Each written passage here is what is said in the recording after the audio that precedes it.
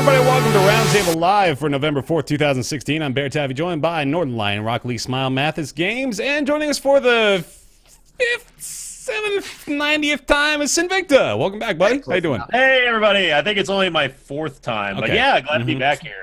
But it sure feels like 90, doesn't it? It sure feels like 90 episodes, Nick. That's right. Well, peel back the onion. Okay, no, you go ahead. For those of you watching, I think you have a picture of Sinvicta, but when Sinvicta talks for us, all we see is black background, white text that says Sinvicta. It's extremely dynamic right now. High quality production values, man.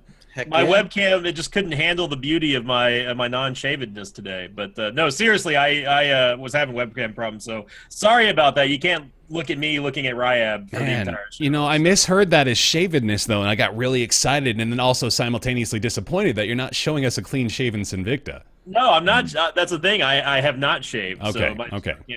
Clean shaven Sinvicta is a 3-mana, 3/4 epic with a battle cry that gives a minion. Let's talk Blizzcon, right? Yeah. Hearthstone. That's the start of our show today, BlizzCon 2016 recap. We brought Sin on board. He's our resident Heroes of the Storm and other Blizzard game expert. Senior Blizzard correspondent, Sinvicta. Expert is a loose term. I would say slightly better than a noob, but not quite. All right. That's good enough for us, I think. We're going to talk BlizzCon 2016, quick recap of a whole bunch of announcements came by way of their press conferences this morning, so we're going to talk briefly about what we heard. Also, the Steam Store, as we noted last week, will soon be requiring all devs to list their games with actual in-game screenshots as opposed to promotional materials or artwork or anything like that.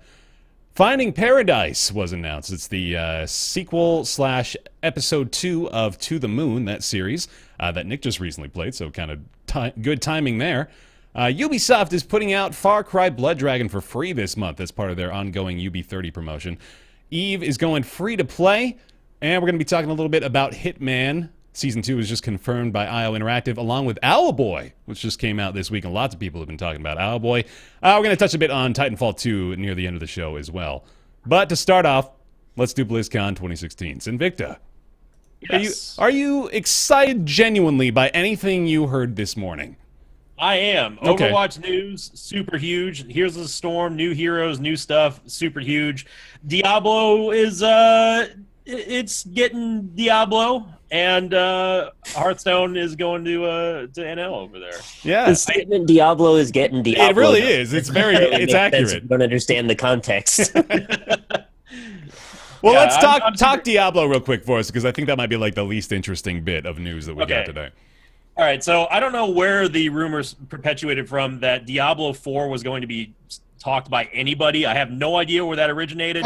Probably like Jesse, because he was like shitting all over Diablo 4 for a while. He's like, I swear they're going to announce Diablo 4. They have nothing else to announce. And yeah, he also calls Jaina Dreadlord, which he's clearly not. But there's literally a 0% chance that we see or hear anything official about Diablo 4 in this decade. I will almost put money on that. But what the Diablo news was, it was basically they are going back to remake the original Diablo, and players are going to be going back to Tristram, the original town from the first game. There's going to be a multi-level stage boss, and it concludes with an actual fight versus the old version of Diablo. So they're bringing in like new the old sound effects, old music, except it's going to be livened up a little bit. It's actually pretty cool because Diablo 3 is sort of stagnated for a while because of a game that may or may not rhyme with Path of Exile, but I'm excited to see the new stuff nonetheless for Diablo 3, and I'm glad that Blizzard is still putting resources into that because it's a lot better since the expansion. Go play it. Mm-hmm.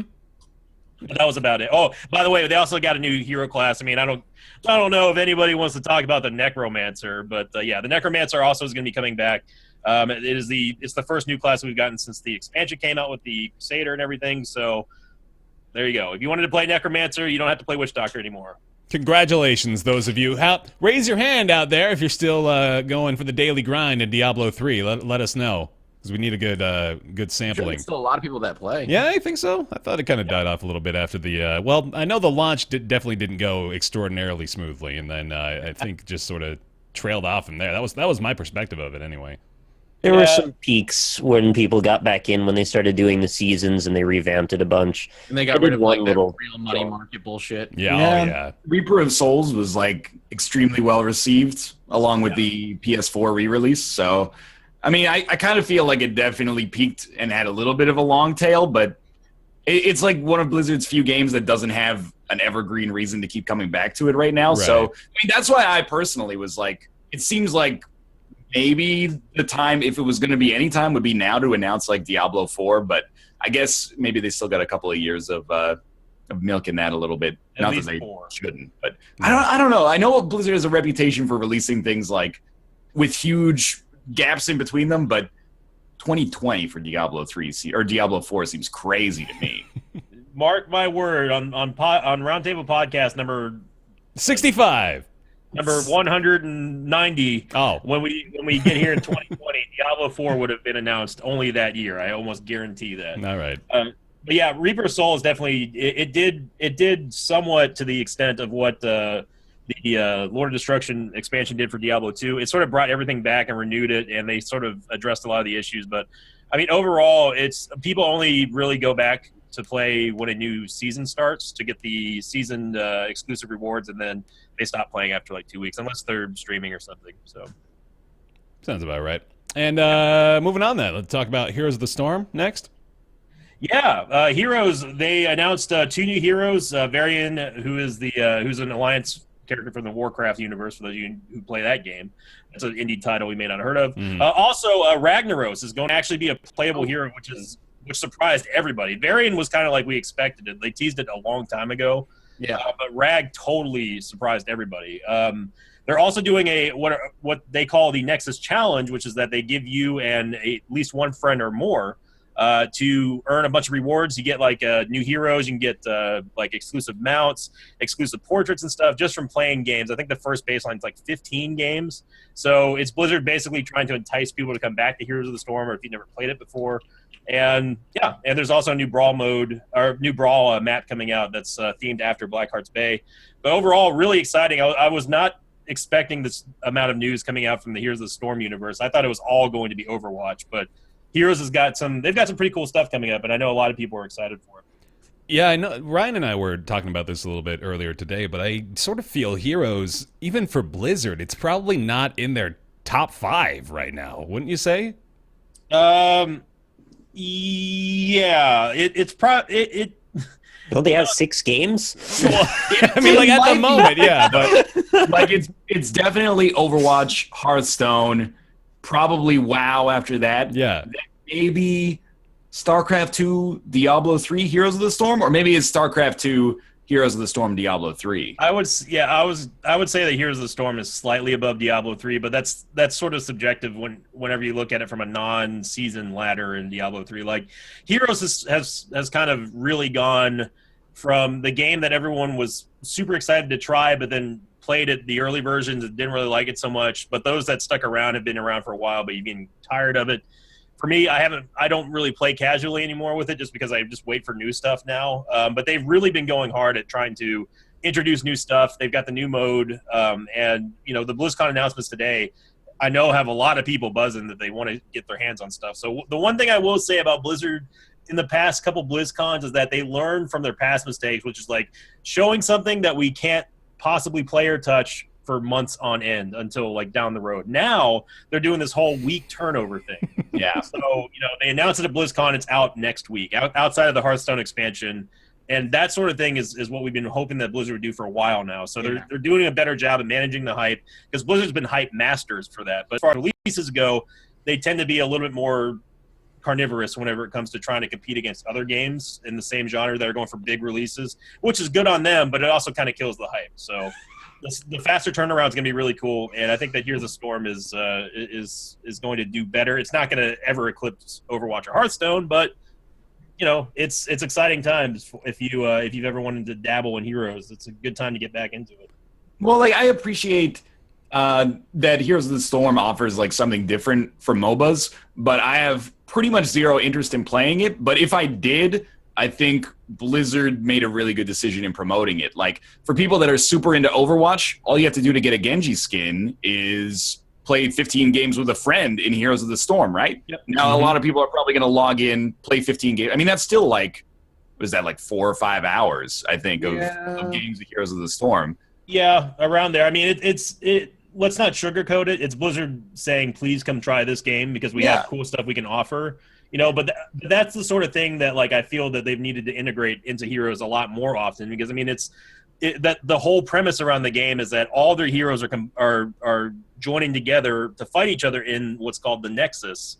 So it makes sense that they're feeding all the players from all the franchises to sort of converge in Heroes of the Storm, and then letting them branch back out to get rewards in other games. It's something that I thought that they would do from the start, a couple years late on that, but I think that they're moving in the right direction with it. Is it going to be game-breaking? Is it going to bring, millions of players back? Realistically, probably not, but it's certainly not going to do any harm to the game. It's going to do way more good than we've seen for Heroes in the last couple of months than harm, I think. Yeah, and because it's only rewards for not Hearthstone. Sorry, it's only rewards for Overwatch, and like vice versa. Like if you played 30 games, then you get some kind of new. You get a portrait or portrait. Yeah. Well, you get a mount, a portrait. There's like a StarCraft thing that you can get as well. But yeah, it will at least bring other players from other universes who haven't tried it to say, hey, even if you don't like the game, you'll still put some time into it, and maybe come back to it, and you'll try to keep a little current on the news. So it's a good idea all around. They should have done it a lot sooner. If they implemented, if you play 20 games with a friend, you get a new hero portrait in Hearthstone, I probably would be compelled to install it and go through that, to be honest with you. So if they continue to do that, I could see myself checking it out at some point in the future, and hopefully not being sucked in and playing it for 800 hours. Then if you don't get sucked in, they failed their job. Did they though? It's zero cost to them, I think. I want to say it too. Talk about an asset, man. God, they've got so much power to leverage behind every one of their game series, and they can use all the other successful ones to make the others more successful, especially because they're so intertwined. And it's only thematic most of the time too. All they have to do to get a bunch of hype for people to play more Heroes is introduce characters that they already know. They know these characters from WoW, and that's half the reason they're so excited about it. So they've already got such a great lore and narrative to everything they've done over the years that it really allows them to just immediately create hype where there may not be some for a lot of other players.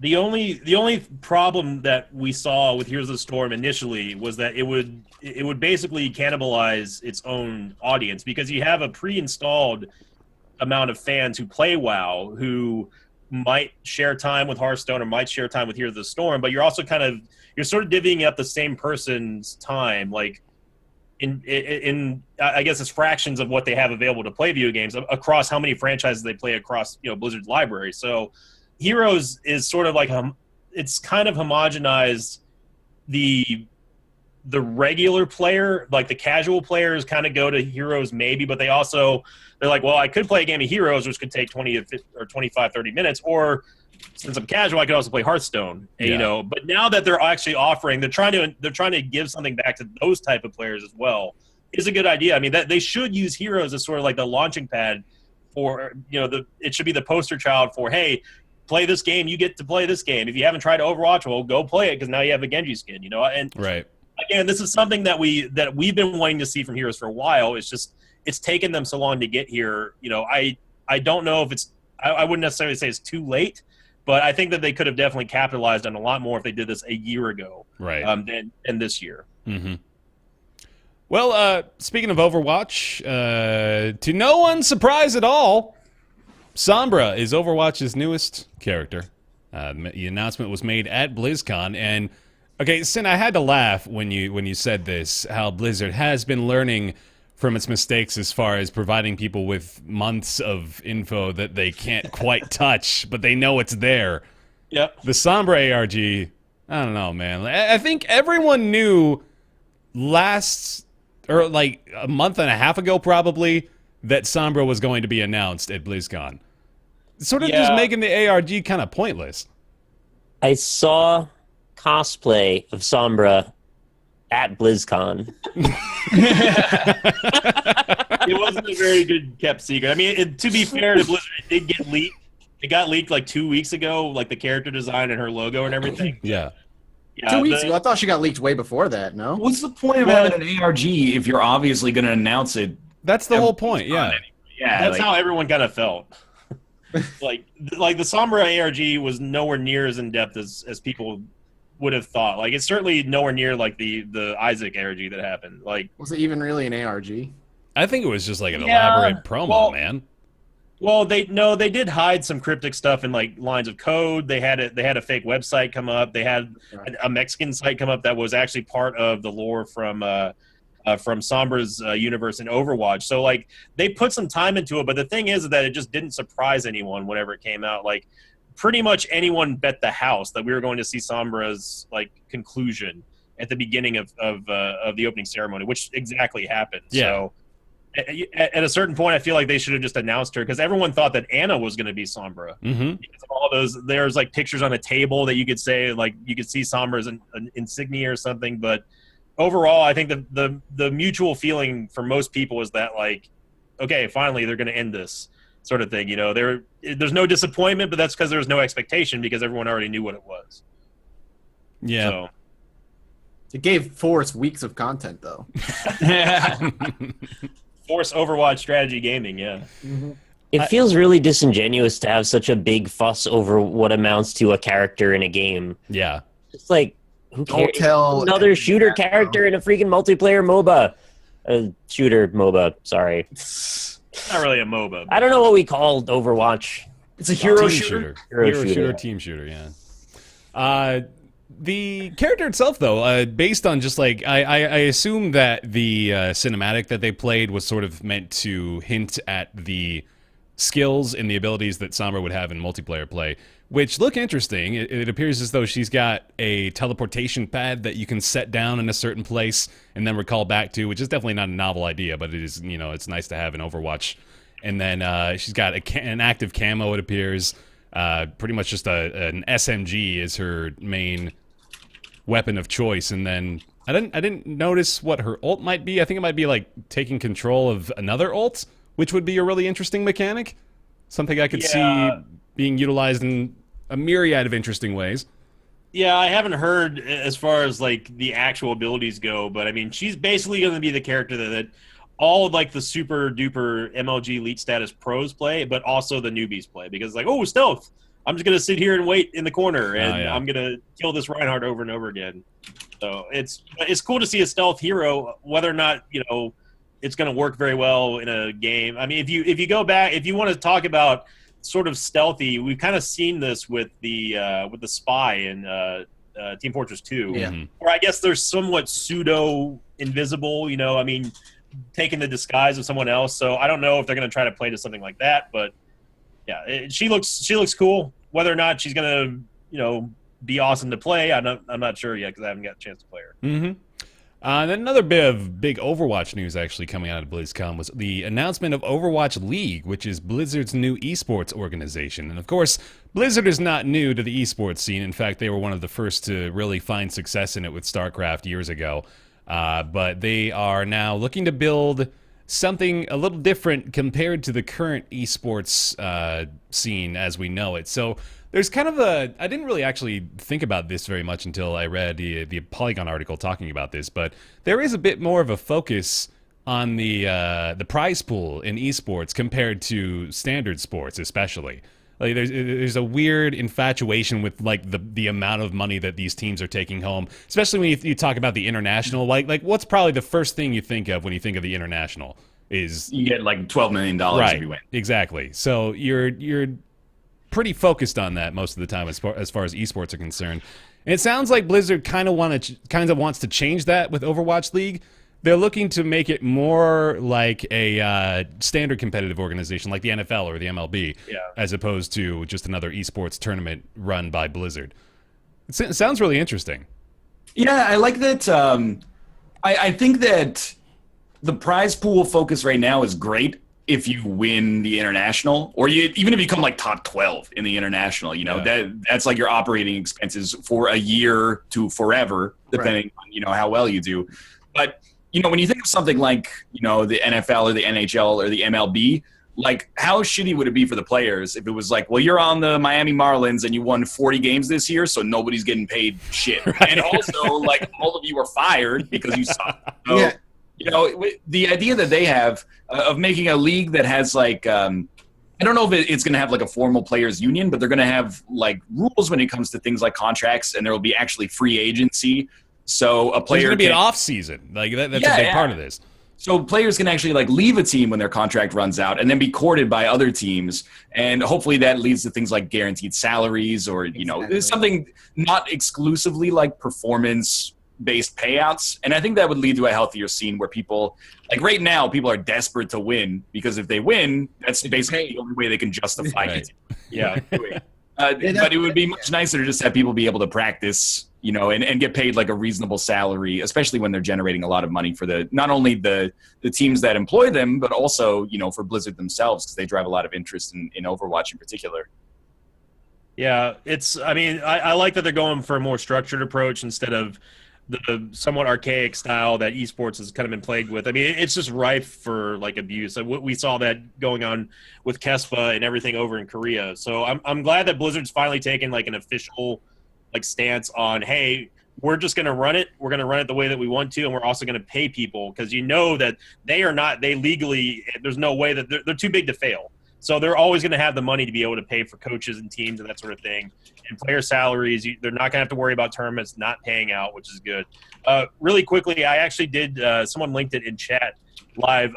Summer's abilities are right there. And her ultimate is the EMP, which is it just disables everything that it hits for a couple of seconds. The translocator is the beacon. It's basically like a directed shadow step like Reaper has. Yeah. Except she throws like a grenade or something, and then there's camo and other stuff. So yeah, that we just now got that. Almost breaking news. Yeah, nice. Roundtable podcast. So thank you, Chad. There's another facet to this as well that I think is really interesting in that they are looking to establish geographically based teams. So instead of, you know, the current organizations like Evil Geniuses, Complexity Gaming, those sorts of teams that are, you know, just sort of scattered around the world, they don't really have a centralized location as far as where they hail from. I think Blizzard would like to begin creating, you know, regional allegiances and try to tap into that sense of engagement that is really missing from esports right now. That would be a lot easier to get into for folks if they said like, oh, hey, this is the team that plays from the area that I'm closest to. I think I can easily align myself with them just based on that alone, which makes it really easy. I mean, like that's the first thing I think people think of when they want to become a fan of a sports team is go, okay, so who plays in our state? Yeah. Who should I root for? I think it's smart. Yeah. And that's the way it works right now. Like if you watch like American Twitter during the International, people aren't like, oh, I have like a deep connection to the Evil Geniuses brand, so I would really like Evil Geniuses to win this tournament. They're like, there's 6 Chinese teams and then 1 American team. I'm rooting for Team America, right? Yeah, exactly. I'm not above it. Like I chose my champion in the Hearthstone tournament. I chose them because they were Canadian. You know, there's already that like built-in sort of regional preference to be like, well, if all other things are equal and I know nothing, I'm going to root for the person that has like a shared, you know, region to me. So I think I honestly like the idea of removing like sponsored names from esports team names because it's so hard to follow what's happening when there's like, oh, Team Complexity and StarCraft has this, Team Complexity and Overwatch has this. Is very confusing. And you just see the same players, at least back in StarCraft, even to Dota 2 to an extent. Like the same players just shifting teams. You're like, all right, who is he playing for now? Is he Complexity? Is he Root? Is he, I don't know. You more in StarCraft in particular, you more picked the player and then just followed the team. Right.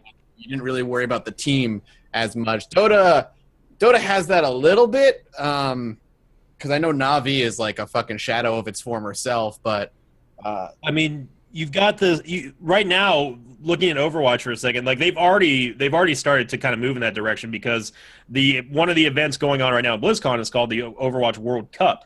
So they're trying to grab onto that fanaticism of, you know, my country is representing me playing Overwatch here. So, and, you know, outside of Overwatch, really the only other one that comes to mind, of course, is Dota. I mean, StarCraft 2 kind of had a sort of like a Battle of Nations tournament, but it wasn't really ever picked up officially by Blizzard or anything like that. So, but the Overwatch World Cup's going on right now, and you're starting to see that sort of emergent fan base come out like, oh, hey, I'm from Spain. They're in, you know, Group A in the finals or something like that. You know, like I think that is a good idea, and I see them trying to implement a lot of that a lot of that uniformity with the team representations into the Overwatch League. So you don't have to wait for the World Cup to culminate at BlizzCon anymore. We're gonna have seasons off seasons. So overall it's a great idea, and I'm glad that Blizzard's taking a more official approach in esports, whereas StarCraft 2, they did it towards the tail end of the StarCraft 2 popularity. That was mainly run by private organizations. Dead game.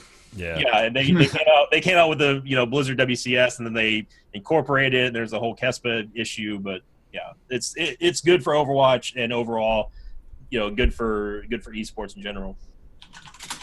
With the issue of esports fandom too, it's like, I think it was Mathis just said that there's really only an allegiance to players mostly, right? And the fans will follow the players from team to team, but they're really just interested in how their favorite guy is doing.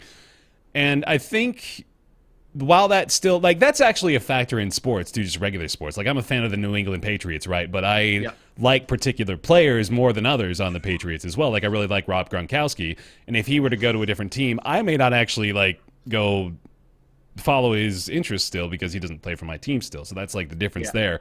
And I think the season and off season thing will actually help with that, help to alleviate a little bit of the fan disconnect, because it gives them that time to really facilitate trades and transactions and team shifts, and it gives people not only time to perform those actions, but it also gives the fans time to sort of settle down and identify where their allegiances lie again. And it really helps everybody, honestly, in the ecosystem to be a little bit more balanced. The players, the coaches, the teams, the fans, they all kind of benefit from having that leeway, that downtime that allows for everyone to make the moves they need to make. Yeah, you won't have the fan fatigue either kicking right. in. Mm-hmm. It's overexposure, which is what StarCraft suffered terribly from towards the tail end of its popularity. There was just so many StarCraft tournaments out there. It's like I could have swore I just got done watching EG over here, but then they're also playing over there. It was in the day. It was like, I'm a big fan of Idra.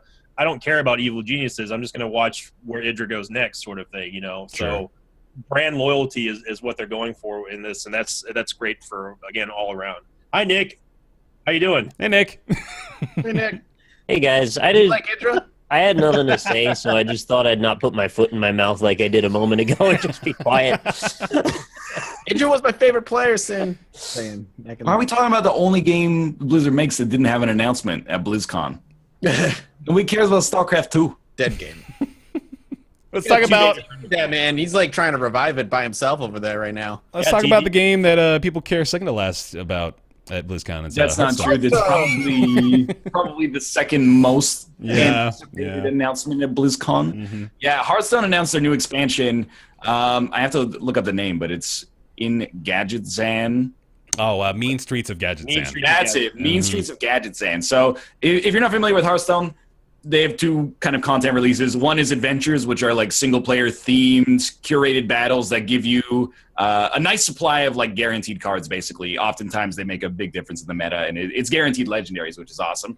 And then expansions are more traditional Magic-style releases where there's 100, 130 cards that come out, and you buy packs for it, and the packs have a theme, or the set has a theme. So this one is kind of the theme aesthetically is 1930s mob culture, it seems or gritty kind of underworld mafia style stuff, but the mechanics that they introduced look really cool. They've introduced tri-class cards, so cards that can be used by 3 classes, and there's sort of themed factions. So you can play a card as a mage that allows you to discover a card that's also for a priest or for a mage or a paladin or warlock. That's right, yeah. So they're kind of themed by that, which seems really cool. And beyond that, they introduced a couple of cards that are really neat. One card has the ability to, if you have no duplicates in your deck, sort of like a Reno Jackson condition, then you can construct your own spell when you play it. So when you play it, it's do you want a 1-mana spell, a 5-mana spell, or a 10-mana spell based on what you choose? It gives you different effects to choose from, and you can make your own spell within certain criteria, at least. So it looks really cool. I'm excited for it. It comes out in a month or so, which is plenty of time to grind some in-game gold. And I'm not the biggest fan, aesthetically, of the set. I think the theme is kind of a little tonally weird with it just feels gnomes and goblins versus gnomes again. It's always steampunk like gadget stuff. Yeah, like I really liked RNG Stone. Yep. Are you like Dan right now, Ryan? Are you like personally financially funding Hearthstone like Dan is financially funding Star Citizen? Not at all. Like I bought One Night in Karzan and League of Explorers in August with real money, so that was like $50, and then I put like $10 in packs when BioShock didn't work, so I streamed Hearthstone on Sunday. But apart from that, like I've basically just been grinding in-game gold to get ready for the expansion. So I recognize that not a lot of people are super into Hearthstone right now, but expansions are always good times to get back in, and I hope that they have a pre-order bonus as well, which would be nice. I always feel like the more expansions that come out for Hearthstone, the harder it is for me to ever get back into it. It was to a point, but not anymore because of Standard. So, like, if you want to play Wild, you're fucked because you're missing out on like 4 expansions that everybody can play from except you. But when it comes to Standard, like, there's good times to get in, and rotation is a good time to get in, but that doesn't happen until early next year. Were you like me when you saw the flavor text that said create a custom spell? Your mind just started racing with the possibilities. I didn't realize they were going to have like the criteria that you have to follow along with it. It was going to be something like, spawn 1 Varian Rin and eliminate 8 of the characters in your opponent's deck. Well, like the first thing when I saw it, I was like, oh, that's really cool. And the second thing was like, oh, everyone's going to rope when they play this card. Everyone's going to take 45 seconds to be like, oh, what fits into my curve amazingly right now? You say everyone's going to rope? Yeah, it's the Hearthstone lingo, man. It's Hearthstone lingo for taking the maximum amount of time possible to do your turn. I thought you used it like skeet.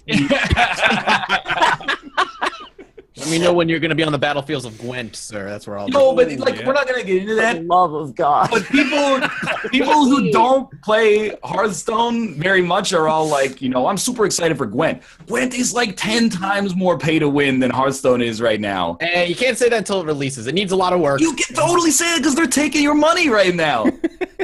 Yeah, for those who are, but not everybody can jump in. It's a closed beta. Right, and as of right now, not everybody can be grifted. But I'm sure that they'll probably come out with dailies or something like that right now. But right now, Hearthstone, it's conceivable to build a collection for free. And Gwent is very, very, very difficult. You have to be good enough at the game to consistently win with only basic cards against people who have legendaries, and like 45% of the cards, or 45% of the cards in Gwent right now are epics or legendaries. But anyway, and Hearthstone is surprisingly less pay to win than a lot of CCGs out there right now. That's Blizzard's new info on Gwent. Covering here on this show for you. Let's move past BlizzCon 2016, I think. We're about done there, right? Anything that we missed, Sin, that you noted, or I think we covered it all, right? Yeah, that's pretty much it. All right. I mean, no Diablo 4, so... So we're all just bitterly disappointed. Good dudes. And no revitalization of Project Titan. Yeah, it's called Overwatch. That's true. There you go. Steam will soon require devs to use actual in-game screenshots as opposed to promotional materials or anything like that. So we talked about this briefly last week, the possibility that Steam would have new rules put in place due to the investigation by, what was it? That was an unrelated thing, wasn't it? Yeah, that was the Washington Gambling Committee or something about the... There was like an investigation into, someone filed a complaint or something. Oh, it's the No Man's Sky stuff. That's right. The yes. UK, advertising commission or ethical advertising commission. Because if you go to No Man's Sky's sales page right now, they still have like the promotional material from like the E3 announcement. Oh, okay. The game looks nothing like that. So that was the story we were discussing the other week. I think it might have even been last week about there was a story about No Man's Sky. Yeah, it's just shockingly, I know. It's like the advertising standards agency. I'm pretty sure is the one that were investigating No Man's Sky for the actual store page listing. And it turns out that Steam will more than likely be maybe not taking action, but at least, recommending to people to cover their own asses that, okay, now you need to make sure that, according to our guidelines, you are uploading screenshots that represent your actual in-game product. this is good news overall, I think, for just about everybody, I'd say. Yeah, I don't see a problem with it. I will say that the statement that Valve has released just says, we ask that any images you upload to the screenshot section of your store page should be screenshots that show your game. So it's not like, I know the headlines are like, developers must now use in-game screenshots, but it's kind of like they've left themselves some ambiguity to be like, you know, you might be able to not do that. And like, I think that's kind of unfortunate. Like, I feel like that should almost be in the terms of service or something if you're a developer releasing a game on Steam. But at least it's a step in the right direction. The leeway is just because they can't basically watch every single game that they let through at this point, right? So they just have to put something in there so they can not be held accountable when that gets through. Yeah, and I mean, we kind of have to just say that about everything regarding Steam's terms of service at this point, right? There's no way that they can police all the content that's being put up at this point. So, well, there was a way. They kind of took that away, though. Well, which way are you talking about? Before they opened the floodgates and let everody put stuff on Steam, when they actually approved them. But grass is always greener, right? We always said that in the other direction before. That's an interesting... There's a middle ground, man. There's a middle ground that they just never explored. Yeah. I think, we had, of course, Greenlight's freshman year, which I think was a pretty good utilization of the model, right? Like, we only had probably... It was exciting when games were coming out of Greenlight. Like, I remember on this show, we were talking about, here's the batch of Greenlight titles that came out this week. And they generally were of a fairly high quality because they got through the community submission process, but now it's all just sort of an open market. Well, for 3 months, they did 10 games a month, 15 games a month. And then after that, they were like, here's 100 games a month. Yeah. And then after that, they were kind of like, if you get through Greenlight, you can come through whenever. We were not going to gate it and then release it. I mean, even 15 games a month is like a game every other day. I think that's pretty significant. But then 100 or 150 games a month is 5 games a day. That's actually crazy. It's insane. For the original conversation point about Valve saying, they suggest doing actual in-game footage. I feel like that's Valve trying to distance themselves from any.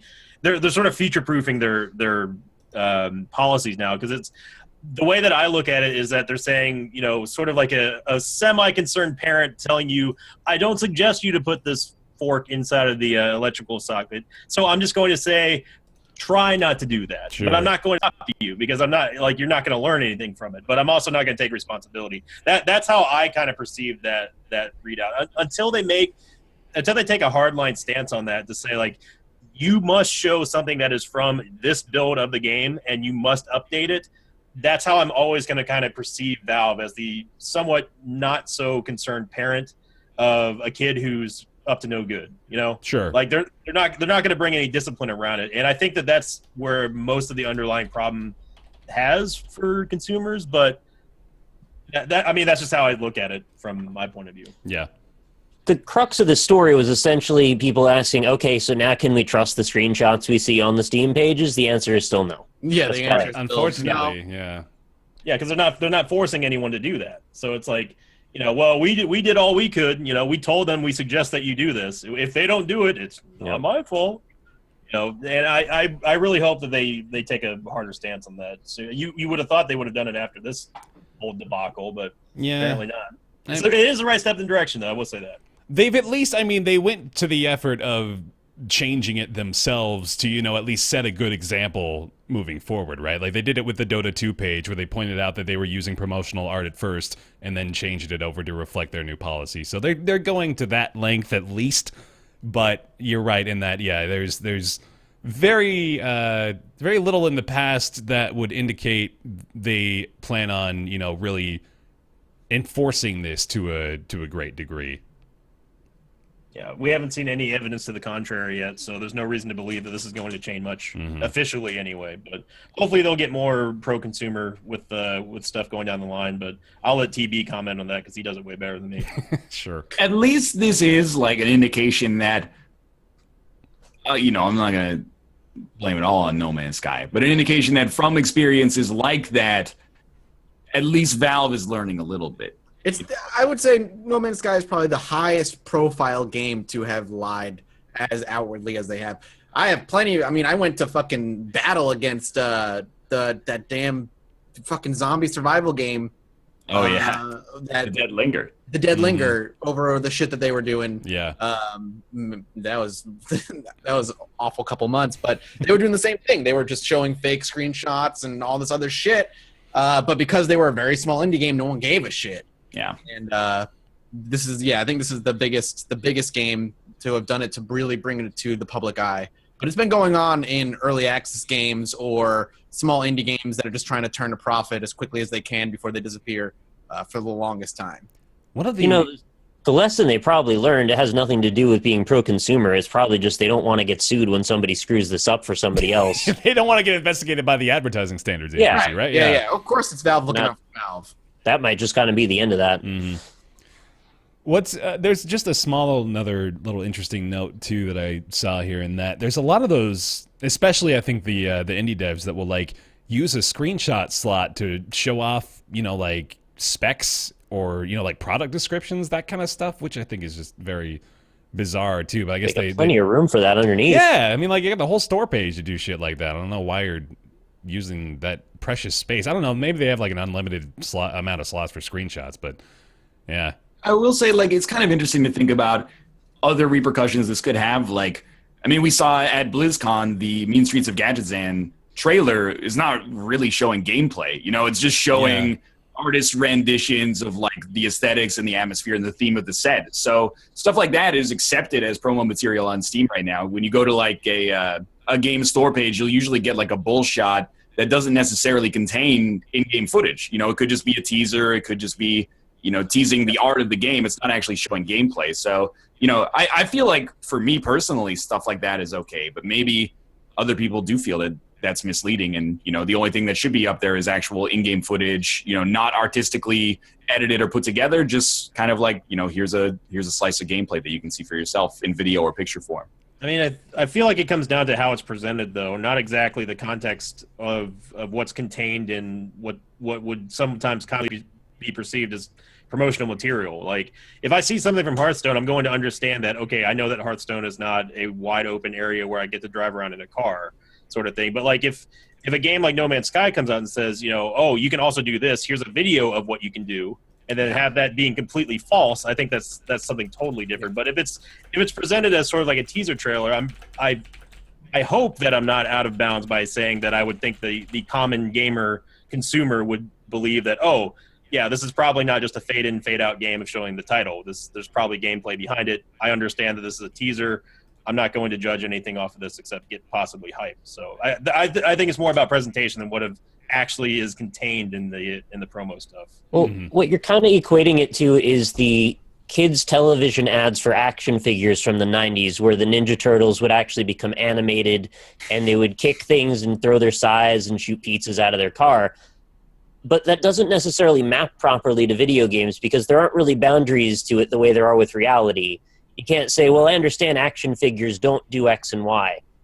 With video games, they literally can do anything. Yeah. So if it's the first time you've seen Hearthstone, why wouldn't you know that it's not a game about driving around a car? Because it's for a trading card game. You know that as of other contexts, though. Like, if all your exposure was just that teaser trailer, why would you know that? So, like, why wouldn't you want to cut down on that? And I'm not saying that you're necessarily completely wrong or anything, but there is a little bit of a false equivalency in my mind.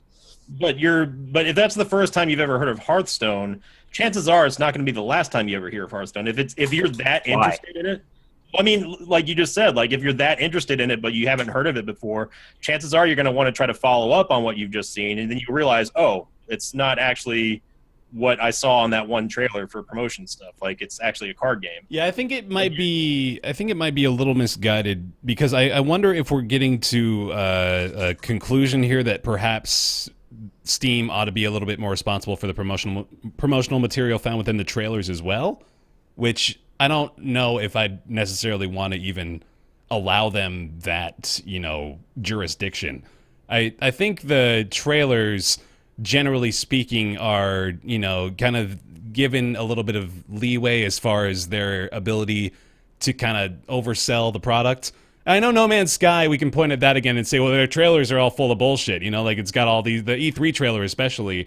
Where the hell's all that stuff, right? But I don't know. I don't know if it necessarily holds the same weight as the screenshots, even though that it's just a series of moving screenshots, I guess, ultimately. I have issues, like, I don't know, man. Like, I have issues. I don't have issues with teaser trailers that are artistically directed and cut to be like fun bits of story for that maybe not necessarily show proper gameplay. But when you show me a trailer and in the top left, and it says in-game actual footage, which again, No Man's Sky did, and then the game comes out and then none of that is in the game. Not only that, but you still leave that actual in-game footage trailer up on the Steam page. That's where my issue is. Because promoting it as the game when it's not actually the game. Yeah. There's a difference between the game and in-engine. Correct. And even still, if you wrote in-engine, people would make that jump anyway. You have to actually be clear about what you're literally going to be able to buy versus promotional materials that aren't representative. Yeah. And that line gets blurred all the time. I agree with that for sure. I want to make the note that, like, I'm totally fine with the Hearthstone Mad Streets of Gadgetstan trailer, for example. Like, that's something that I consider is just, you know, like, I see that and I think to myself, oh yeah, this is not really like trying to show me what I'm doing. It's just trying to get me excited about the product. It's all about presentation. Yeah. It's not presented as in-game or in-engine footage. It's just advertising. Yeah, and I'm just trying to say, like, I don't ever want to get to the point where Steam or Valve are wondering whether or not they actually need to police that sort of stuff on their store pages, right? I don't want to suggest that we shouldn't let promo materials like that on the store page because they would be misguiding. I don't think that's necessarily true. Well, yeah, I was just going a step back further and saying I don't know about if context makes sense to just expect people to understand the context of what the game is about, the genre and all these things, and then just without having any other information, just go, oh, well, I understand this doesn't fit within the realm of that game. Yeah. Yeah, and I think you're onto something there. There's, I don't know if I could find, like, a very good example of it, but I think I get what you're getting onto, at least. The No Man's Sky thing is just a much, much more specific example of that, where the line is much closer to reality versus the craziness I was talking about with the action figures.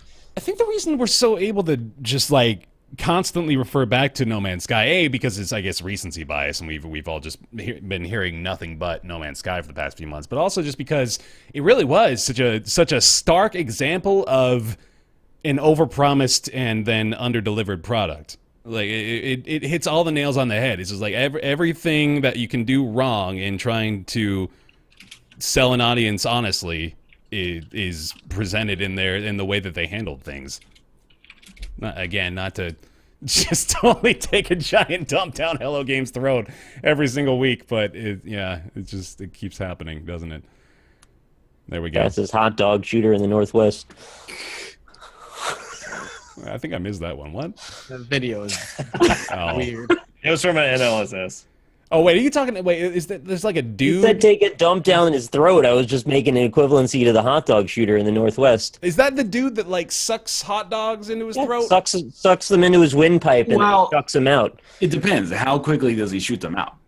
Because we could be talking about, like, the second through infinite best hot dog shooter in the Northwest. This specifically is the best hot dog shooter in the Northwest. Maybe, I don't know, I ain't ever seen anybody who can do this. What was the sound that it made, Ryan? Oh, that's Rob. That's Rob's wheelhouse. Rob knows voices. Theirs is pretty good as well, actually. I can't do it, man. It makes me choke. It's like an inverted hiccup. Yeah. Yeah, it's freaky, man. I fucking let that video roll, and I was just scrolling down, and I was just hearing that sound for like 10 or 15 seconds. Just him going. It's like a bit out of South Park, honestly. Yeah, a little bit. All right. Moving on that, we're going to talk briefly about Ubisoft's 30th birthday celebration, which has been going on for the last few months or so. If you've been missing out on it, they've been giving away free games. So you should be aware of it. This month's free one in particular is Blood Dragon. Far Cry Blood Dragon. If you've never played it, it's free. You can just go to club.ubisoft.com. You can get it. It's awesome. Cool. It's just I never played it. It's just a PSA for everybody. I played, I think, like an hour or two. It's good. It's exactly what people have told you about it, probably. It's just a crazy retro 80s Far Cry. It's about exactly the same gameplay as Far Cry 3. Nothing really changes that much apart from like the weapons you use and that kind of stuff. And you're fighting futuristic laser dragons, and it's pretty cool. Laser dragon. Northern Lion, he's so excited he had to leave the room to go get a coffee right now. I know, it was great. Games that they've included in the Ubisoft Turns 30 celebration before this include Beyond Good and Evil, Rayman Origins, Splinter Cell. Which Splinter Cell is that? That looks like... I can't tell. One of them. And then Prince of Persia Sands of Time. So good stuff. Of course, lots of... Probably Double Agent. Yeah. That one's just old enough now. But yeah, they've just been releasing the Ubisoft classics. Hard to argue with free, though, so there you go. Yeah, I mean, don't think it's just an act of goodwill. They just want you to install Uplay. That's really all it is. Yeah, I'm actually 100% in agreement with Nick in that this is just sort of an underhanded way to get people Nick to sign up for Uplay. They're just using their anniversary to try and make you get into their stupid ecosystem. But it's a free game! It is a free game. I think it's good. Free games Free games for them. All right, that's all for that. Finding Paradise was just announced. Put up a parking lot. So I still don't know whether to say this is a sequel to the Moon or just the second episode in the To the Moon series. I think that's actually how they officially have it listed. But this is more or less going to be the second To the Moon game. So pretty excited about that, actually, personally. More or less takes place in the same world as well, or that's what it sounds like. It's the same characters from the first game, too. So, Nick, you excited, man? You gonna play this one, too? Maybe. Yeah. In 4 years after release. Yeah, I'm going to need like 10 years to get over the first one before I think about doing another. Could they even go somewhere as sad as the first one? I almost doubt it. It's weirdly, I think that might be the thing that a lot of the fans are asking is like, is it going to be as sad, if not sadder? And is that then the theme of their series? These are games that will always make you cry. Or is that just the exception in the first one? I don't know. Ryan, did you have an emotional response the first time you played To the Moon? Yeah, To the Moon is like, it's real sad, but I sort of feel like that's what you want, right? Yeah. Like, if you played it through and you're like, oh, this isn't emotionally devastating, then it's just kind of like an okay RPG Maker game. Like the theme of his games is that they're devastating in that same level. Like Bird Story is exactly the same way. Kind of like the story that happens in between To the Moon and the sequel. What's it called again? Finding Paradise. Finding Paradise. That's right. So I think the fact that it destroys you is kind of what you're looking for. And if it doesn't, you're like, I mean, you're sure as hell not playing it for the mechanics. Yeah. Like, I hope. Yeah, and based on the name being Finding Paradise, I'm pretty sure it's going to be sad. That's a safe bet, I think. It's one of those. Yeah, good dudes. Somebody's dying. But just think, Nick, if you wait for like another 10 years, Diablo 4 will be out. Then you can balance out your sadness with I was gonna make the joke. I was gonna say there's a put sure money on bet. Yeah, I'll put money on it. There's Would a you sure put $100 on Diablo not coming out until 2012 or 2020? Till 2012, yeah. I'll put money down that we will not hear or see anything about Diablo 4 for the rest of this decade. All right, I'll take that. But only with Nick. What do you get? Oh, all right. Jeez. Bear, I'll put up a nice cool glass of Madrinas. Thanks. Yeah. Cool and funky. You know, I need more of those. I don't have a fridge full of them. They actually contacted me. They're going to send me some samples. They said that as a non-coffee drinker, I might actually like it. Man, so if only you had given me this natural segue a month from now, it would be brilliant. We'll bring you back later. We don't know what you're talking about. I'm good here for unnatural segues about Diablo 4 Madrinas. Thank you very much. At this moment, we are not sponsored by Madrinas, correct. except for Bear. Except for Bear. You can go to fuck it. This is my show. You can go to madrinascoffee.com/shop. Use code BaerTaffy, 50% Lord. off. Just trying to make it less complicated to understand what the hell's going on. All right, Finding Paradise is coming out summer of 2017. Just got announced this week. It's exciting, fun stuff. EVE Online's going free to play. Sam, will you tell me more about that? Yeah, EVE, after 13, 14 billion years, is finally going to be switching up their paid policies that you're going to be able to do it free to play. They've got 2 different clone states. One of them is the alpha state, which is going to be the free to play model, and then I believe it's called Omega state is what everyone gets right now for the subscription. And it's a good idea. Of course, there is going to be some limiters in there. Skills will be training at a slightly slower rate, is what CCP says, not me.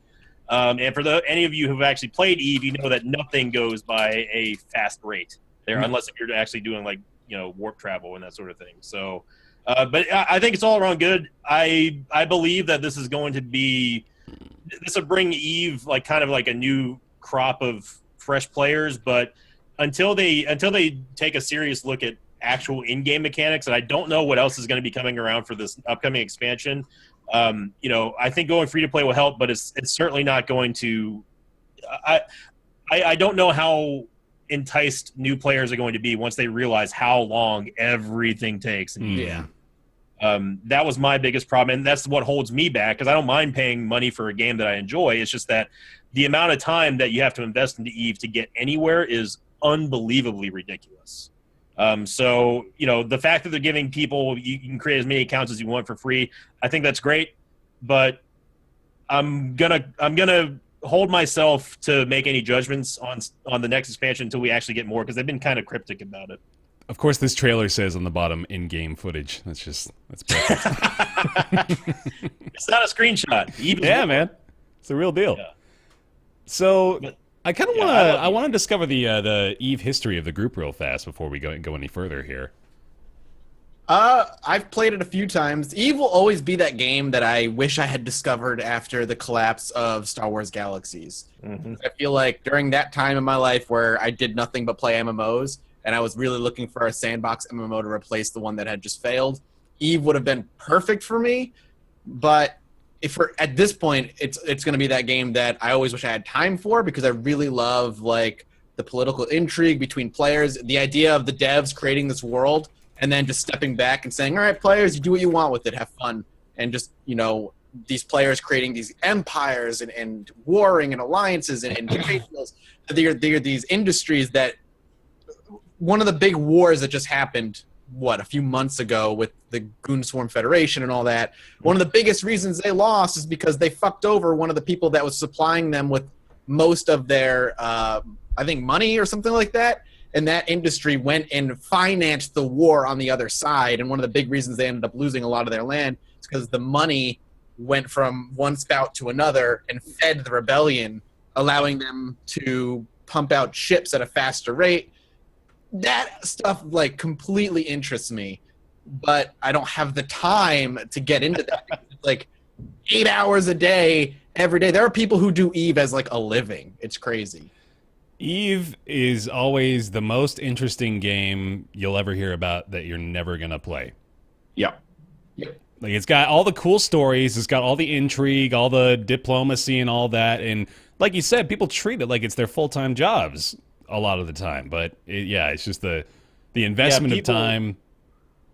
Yeah, it's the emerging storylines that we hear about in the news. That's what people really tune into, and seeing those battles happen. Yeah, and you're like, hey, I want to be there. I think I can handle this as a challenge. And the game is challenging. It's also extremely rewarding, but it is a huge time sink. And I actually have contacts with CCP, and I've given them feedback on how I didn't like. They did a revamp about a year and a half ago, long story short, and they're like, hey, you can pick one of 3 roles. You can be a miner, an explorer, or you can be a bounty hunter or a security agent, something like that. It's like, okay, great. So I was like, just to do a stream, I was like, I'm going to become a miner, and my goal is to make enough ISK to where I can pay for my first month subscription.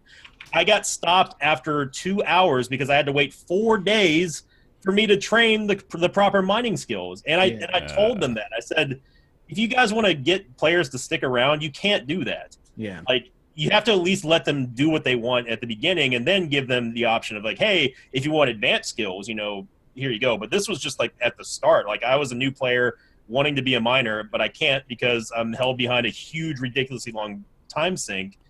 So I hope that they're doing something with the new expansion, but we don't have a whole lot of information on that, so I can't really say. It's really weird that their idea of leveling up isn't based on like you doing things. Leveling up is just literally clicking a button and waiting.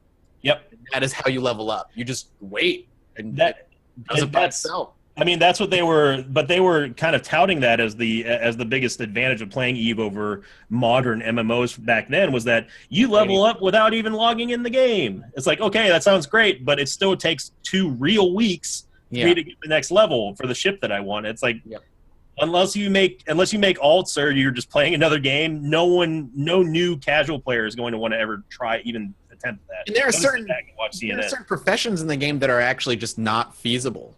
Like if you want to make like a living within the game, not like an actual living, but have enough money. Like bounty hunter in the game has always been like, for me, playing space MMOs or open world space games, I'd love to finally have a space game that does bounty hunter right.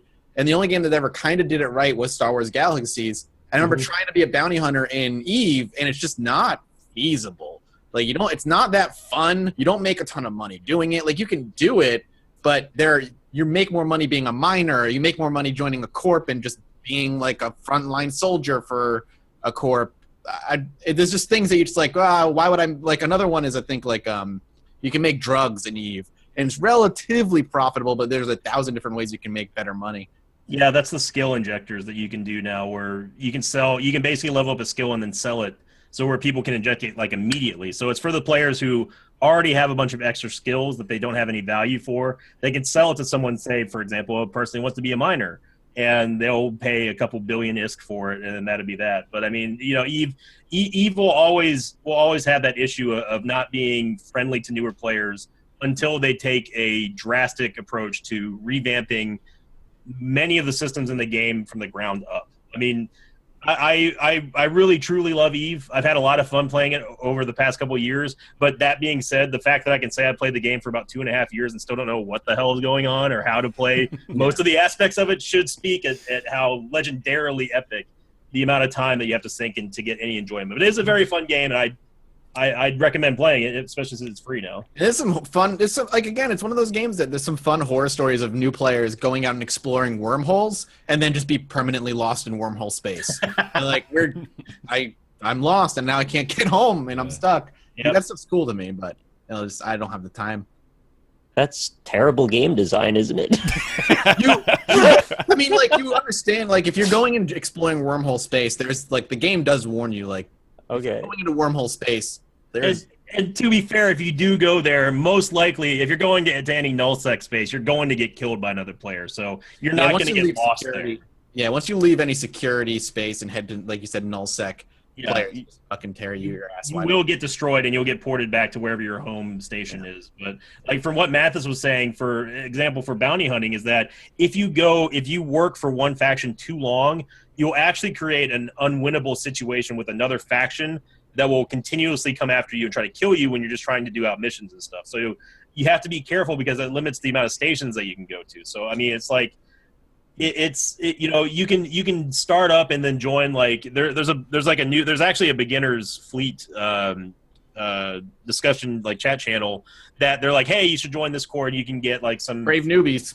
Yeah, brave newbies. There you go. Mm-hmm. But going past that, I'm interested to see what they do with the expansion, to see if they make it any friendlier to newer players or those who are playing free to play who want to check out and maybe take it to the next level of it. They definitely need to, like chat saying, they need to overhaul the UI a little bit, because it is like looking at goddamn like you're in a spaceship and just this layout in front of you. Like, I don't know what half these buttons do.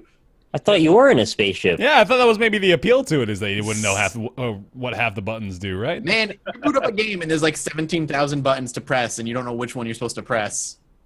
You look for the device. I did that shit with Northern Lights. It's pretty easy. My impression of EVE was always that it was like the game for people who hang out on the dark net. Like, if you're a computer hacker and you wear like a low brim hat and a trench coat all day, and you're like, I'm going to play the MMO that suits my style of life. Yeah. So you get on EVE and you risk your entire life savings and your family's, your house.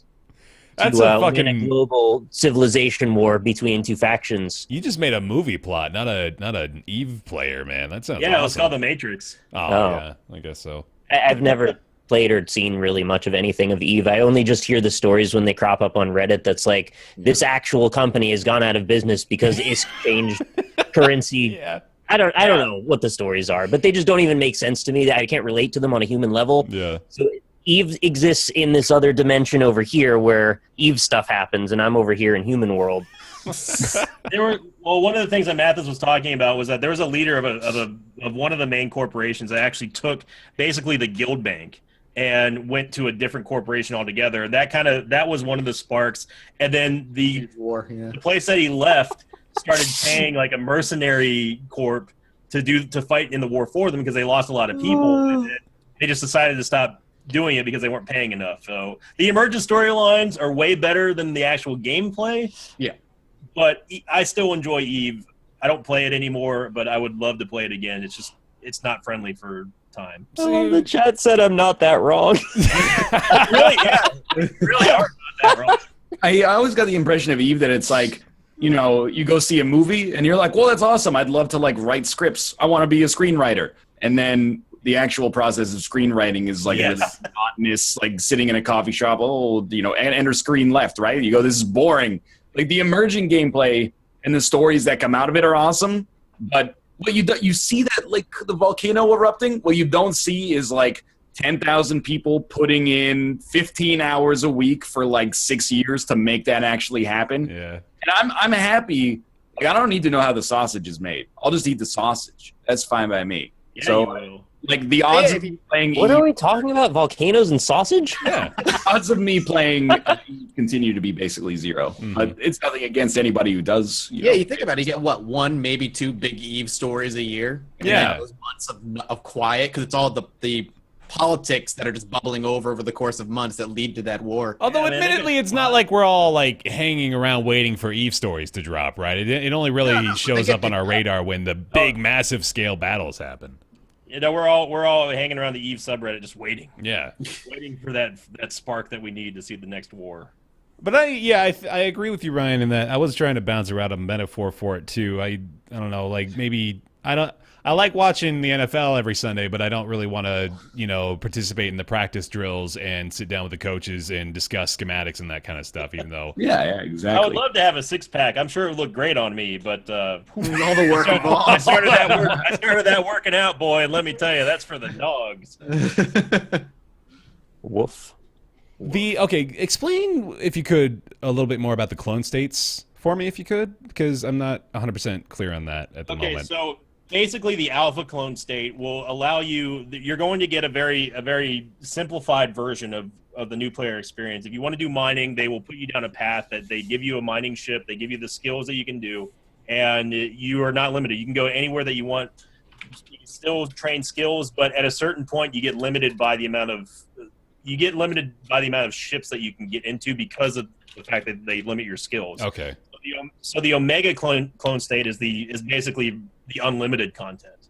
But you can still, in the free-to-play version, you can still do whatever you want. If you want to do security missions, if you want to do bounty hunting, PvP, mining, exploration, you can do all that stuff. But you are eventually going to hit a wall where you won't be able to progress realistically without putting in some extra time and possibly money, because the fact that they say the skills are going to train slightly lower really scares or slightly slower really scares me, because they already trained super slow. Right, yeah. So, Scares me too, man. I'm with you. yeah, I'm shivering over here. I need a sausage volcano to warm me up. Definitely. Since Civ 6 came out, and I've been playing their online speed quite a bit, even when I'm not playing multiplayer, I've just been playing single player at that online speed. I've found that I definitely prefer it, and I wonder if Eve would maybe benefit from...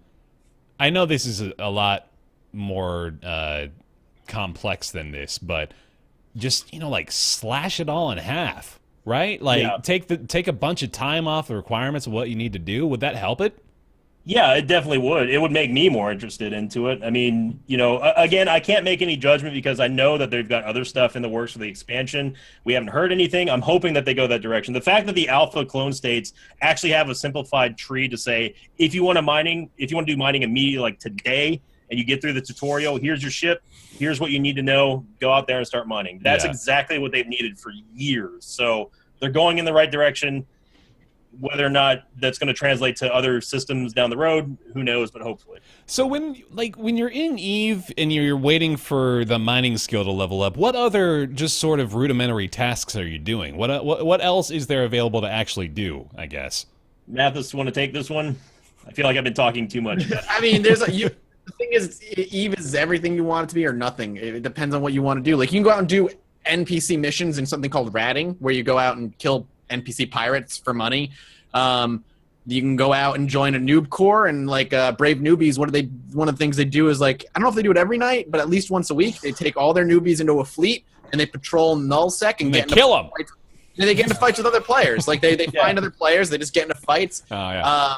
You can go out and do, like I said, mining if you really want. You can do a lot of different things. You can play the Vegeta Market, which is just if you're really Vegeta Market. But Vegeta over 9,000. Vegeta is like the main trade hub. Yeah. And you can just go play the market if you want, if that's like your thing. So Ryan would probably be really into like just playing the market because numbers. But to answer Bear's question, if you pick mining and you're waiting to skill up your mining skill, unless you have another ship to do all that stuff we're talking about from what I know, there's very little that you can really do. Yeah, if you don't have a ship or you don't have insurance on your ship and you lose your ship, you're done. You can't do anything until you have money. Yeah. So I'm hoping that they give you like a base set of like an exploration ship, a ship that's capable of at least doing some sort of fighting along with mining. Because if you're waiting like 3 or 4 days, which is my original complaint to them, that I was like, if I'm a new player, I want to go mine immediately, I have to wait until that actually happens. Sinvicta, can you tell me about the inflation of ISK over the last 10 years? I want to know more. Speaking about ratios from volcanoes to sausage, it's gone down about approximately... I'm taking this seriously. I want to know about the market inflation. No, I'm serious. I want to know about this stuff. I never played the serious. Serious? Playoffs? I want to play Eve, but I know that I don't. No, you don't. I know. I'm saying like every part of me is telling me you're not going to enjoy this, but there's still the little bit that's like, yeah, but what if it's so cool? What if you enjoy it? You can get a 21-day free trial from any player, unrestricted. Go ahead. Yeah, you'll enjoy it. I mean, you make your own. It's not one of those you make your own fun, but you'll find fun like sort of deriving from like a lot of places you didn't really expect. Like if you find like a rare ore that you can get, and then turn it around and flip it. But the financial aspect, I never played the markets. I'm not good at auction house stuff, so but there's a whole separate game within a game with the markets and stuff. You can make some serious money. Can you refer me to anyone who knows more about the markets? Mathis does. All right. I'll talk to Mathis. All right. Mathis, tell me about the We markets. don't have to talk about Eve anymore. We can move on. I'm sorry. I'm just having fun with it because I had no idea you guys were this into Eve. It's just really taken back. Like a fascinating game, but Yeah. I understand. I haven't played in months, to be fair. So. We've only ever talked about it in passing. I've always been curious to dive into it further, but I guess It came out 14 years ago. I know. It's got a big story today. It's the only reason. All right. Fun game. I got it. Off we go. Hitman! Season 2 confirmed by IO Interactive. I may be the only one that's played it still. Is that true? I played like the first 2 missions. Okay. So I've seen one. And then Sin? Hitman. Hitman. All right. Season 2 is confirmed will include new locations, elusive targets, all the same stuff you've come to know and love from Hitman. I want to talk just a little bit, though, about Hitman's episodic releases, because personally I think they've worked really well. And I know that there was quite a bit of skepticism about it when they first announced it. In fact, we talked about it on the show regarding how they wanted to actually put the episodes out. And I think it's been a surprising success. And I don't know whether that really can be attributed to the episodic model, but I think it mostly comes down to the fact that they were able to focus on each mission as though it was like an independent release. So that it played to its strengths quite a bit, I mean, each episode is still $10, so I guess in a manner of speaking, they are their own games if you want to look at it that way. But there's a lot of depth, a lot of different strategy involved with every single mission, and there's a lot of detail too. It's one of the best Hitman games I've played. It's terrific. Mathis, similar feelings? I don't know. Like, I'm probably in the minority, but like the fact that they split it up into episodes was a big reason I never continued to play it after the first or second episode. I liked Absolution because it was a game that I could sit down and play through, and I actually played through all of Absolution. There was a fun story there. There's a weird disconnect for me with this season 1 and the episodes because I just don't feel like there's a story being told. I know there is.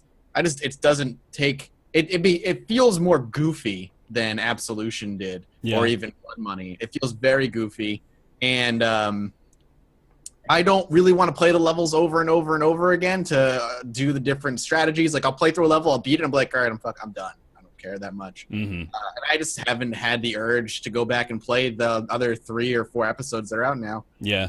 No, I totally empathize with the fact that the story being disconnected makes it a little bit of an issue, and I don't think that was for me personally, it definitely wasn't a driving force for playing the next episodes. I was mostly just curious about the new setting and the new targets and what they would have us do, and I think there was enough variety in the levels that it made me want to go back and play them. I guess it didn't have as much of an effect for you, but I think they created enough different paths, enough like open world experiences that felt natural, that were, very satisfying. So I played through, I know I did Sapienza a few times. I played Marrakesh. Actually haven't played Colorado yet, or Hokkaido, the last one, but what I've played has just been really phenomenal. So I've just been really mostly happy with like the quality of the levels, but I will agree that the overall experience was probably a little tainted by the fact that they were doing those episodic releases. But it does seem like it's been received better than I thought it would. It kind of reminds me of like Far Cry 2, where it kind of has got like a meh reaction from people, but like game devs and critics that I follow on Twitter are like, this is like one of the most slept on games of 2016. And I think that is probably what's guaranteed to happen when you release episodic, when people don't really like that model that much. I mean, even done so much too recently.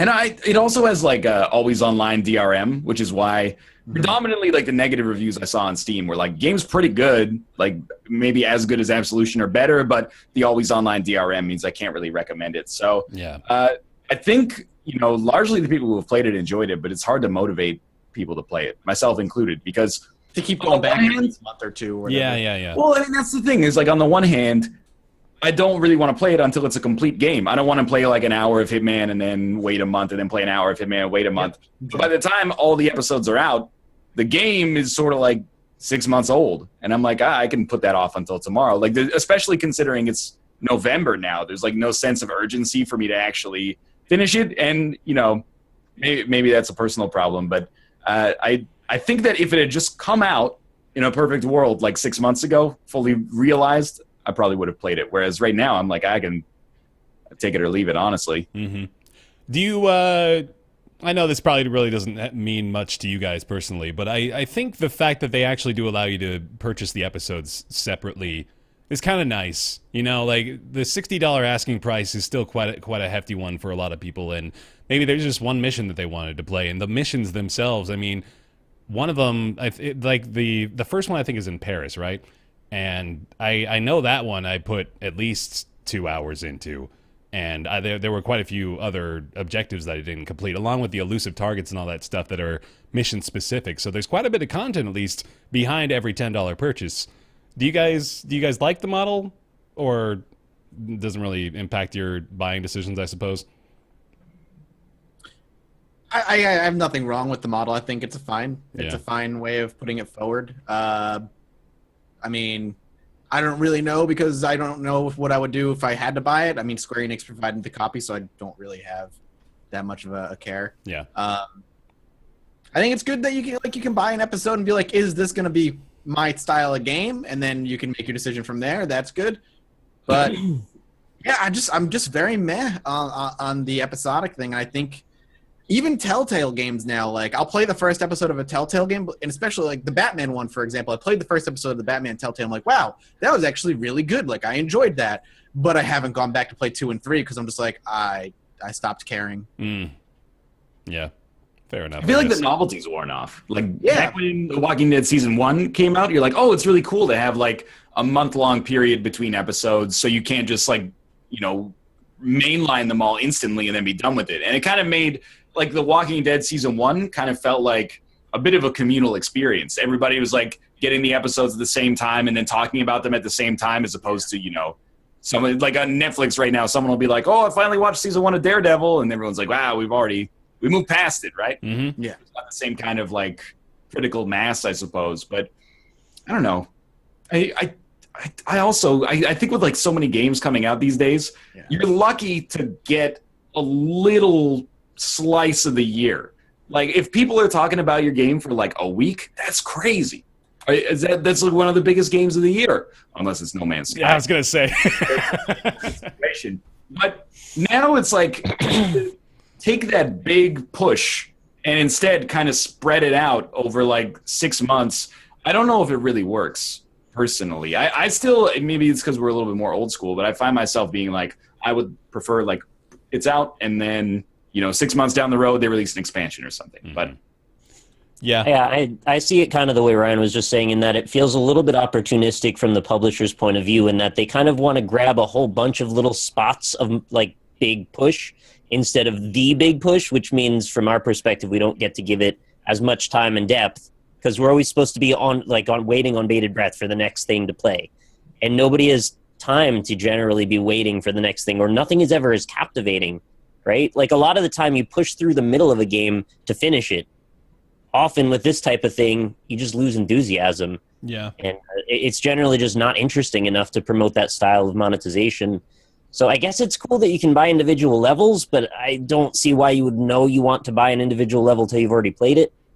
Yeah. So just sell the whole thing. And it also means they get to keep it at full price for way longer, since they're selling it episodic, right? Like they're not going to discount the episodes. It's just going to keep it at full price for a year until the whole thing's out.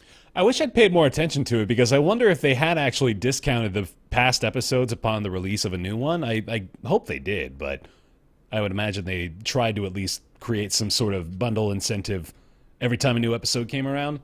But yeah, no, all the points you guys are making are perfectly valid, and I think it is, especially now, it's definitely difficult to hold people's interest longer than a day. Honestly, in a lot of circumstances. I mean, we're at such a fucking rapid pace now. It's like I don't even remember what the big story was 3 days ago, and I know there was one, but well, Eve went free to play. That was pretty good. yeah, sure. I thought that No Man's Sky wasn't delivering on promises. I thought that was the big. That's still happening.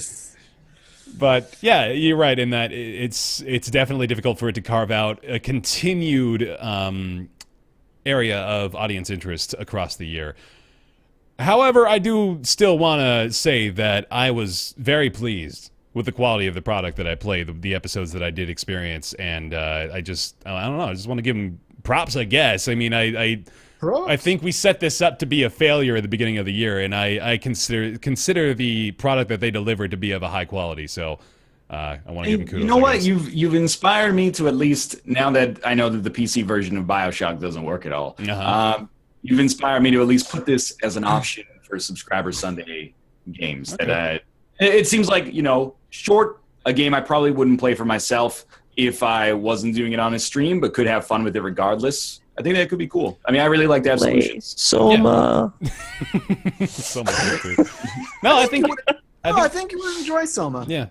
Soma too, but yeah, I think if you enjoyed Absolution, I think you would definitely enjoy this new Hitman. For a second, I thought Nick said Blaze It Sombra. I was like, Blaze It Sombra 420! I was like, Nick just killing it over there. Dog.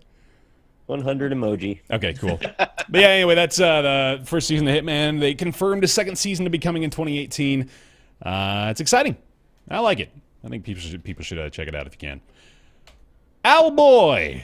Yeah. Here it is. Who wants to talk about Owlboy? I think we all do. Y'all do. All right. Ryan, you want to tell me about it? I love Owlboy. Oh, you okay, Mathis? You got it, man. You take the reins. No, you love Owlboy. That's exciting. No, come on. Ryan, all right, Ryan, take it.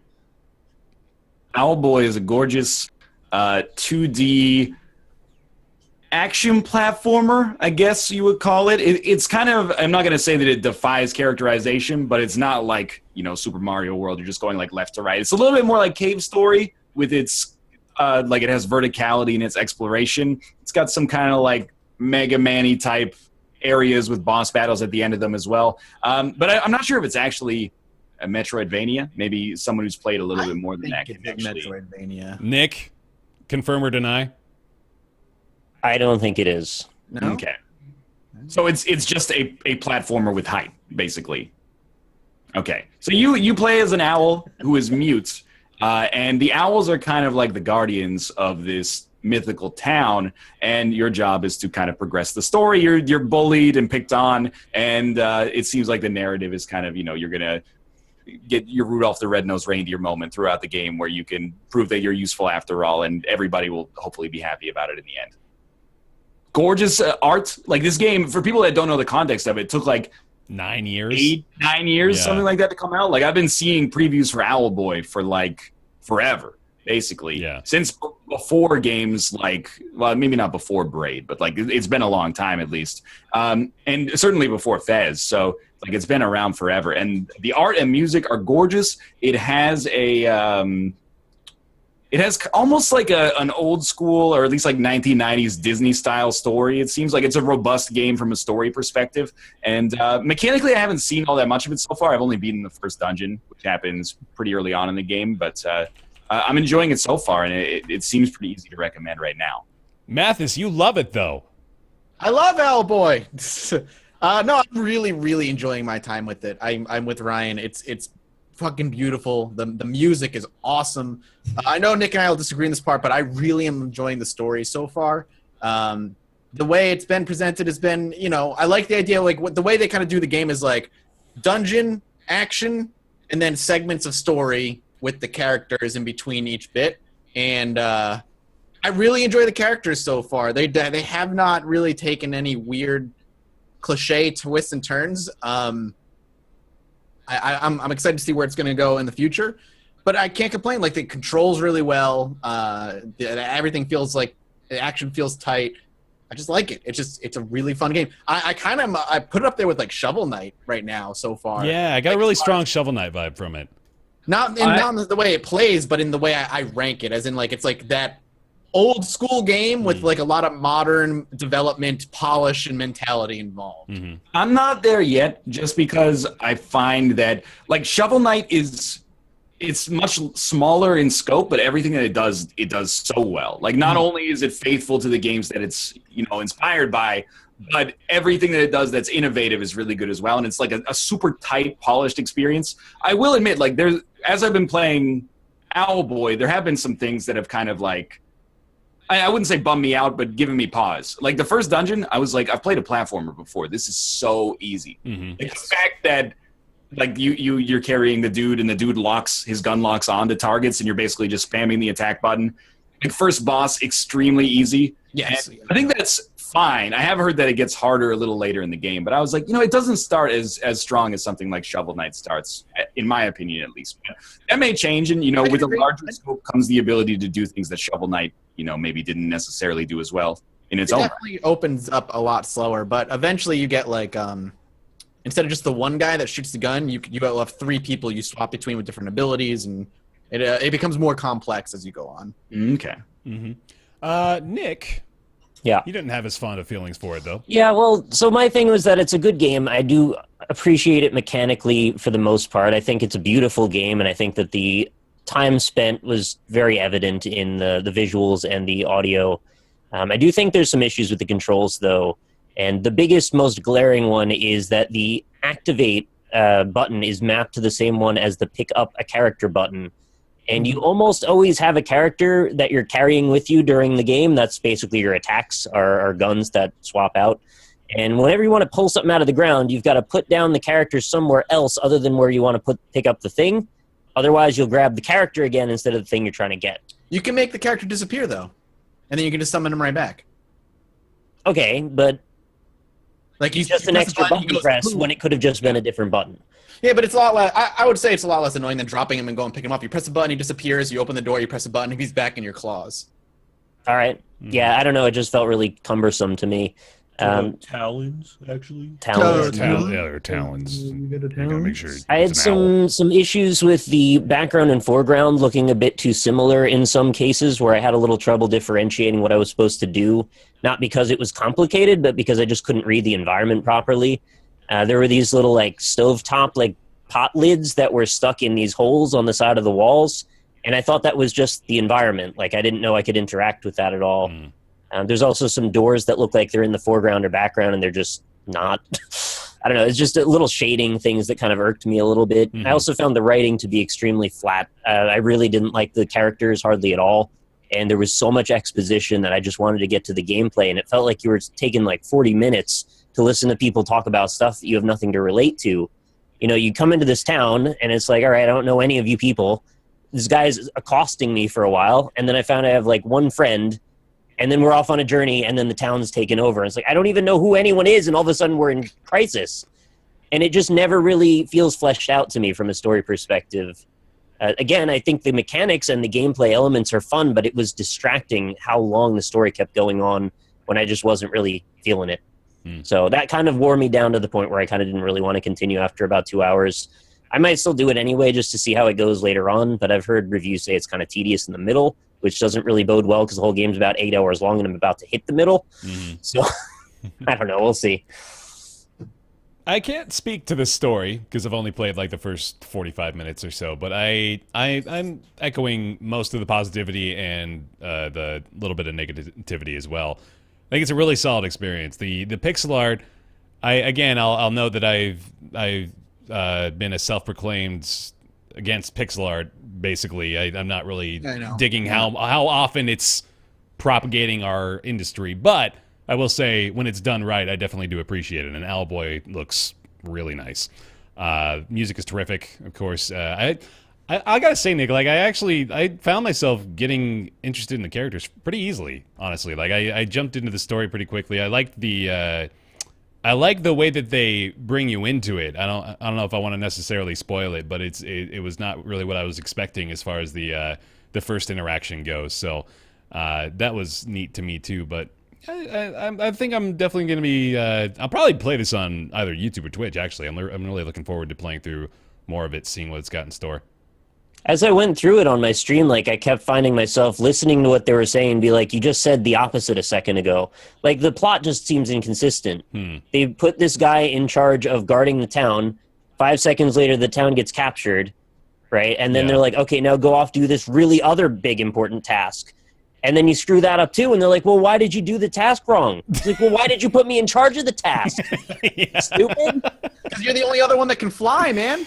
I know, but it just is kind of like they were writing themselves into a corner, and then they've already decided the answers to all the conversations before they started the conversation. Just to make you feel bad, basically. Writing works, but... Look, I don't mean to be a dick about it. I think the game might still be worth recommending. It just didn't resonate as much to me. And, I get that you guys are just, in chat, they're just calling me a bitch about it. It's it's not my taste. I'm sorry. I don't know what you want. They want blood, Nick. They want blood. They do, yeah. They definitely want blood. Too much blood. I love owl people. There's nothing wrong with owl people. Why do you hate owl people, Nick? Owlist. I like Ori and the Blind Forest better. I mean, I can't disagree with that at all, but I mostly think that Ori and the Blind Forest is one of the best video games of all time, actually. But Owlboy also looks pretty promising. Looking forward to playing more of it. Anything else?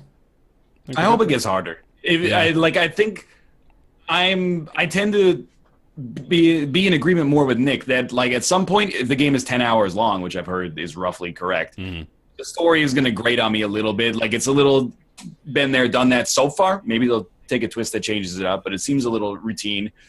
If mechanically it's not fully there after a few hours, it's going to be a lot easier to not overlook stuff like that in the future. And that's what made Shovel Knight work so well, is that, I actually think the way that Shovel Knight told its story was very nice as well, with the dream sequences and stuff like that. But the way that was intertwined mechanically with the actual gameplay. Right. But in Owlboy, there's less of a tolerance for it because of the fact that it's a lot of mashing the action button through dialogue. So if it ends up that every quote unquote dungeon or section ends up being as easy as the first one, it's going to be a little harder to kind of, yawn my way through the rest of the game. But if the challenge picks up and it stays engaging, then I could see myself finishing it for sure.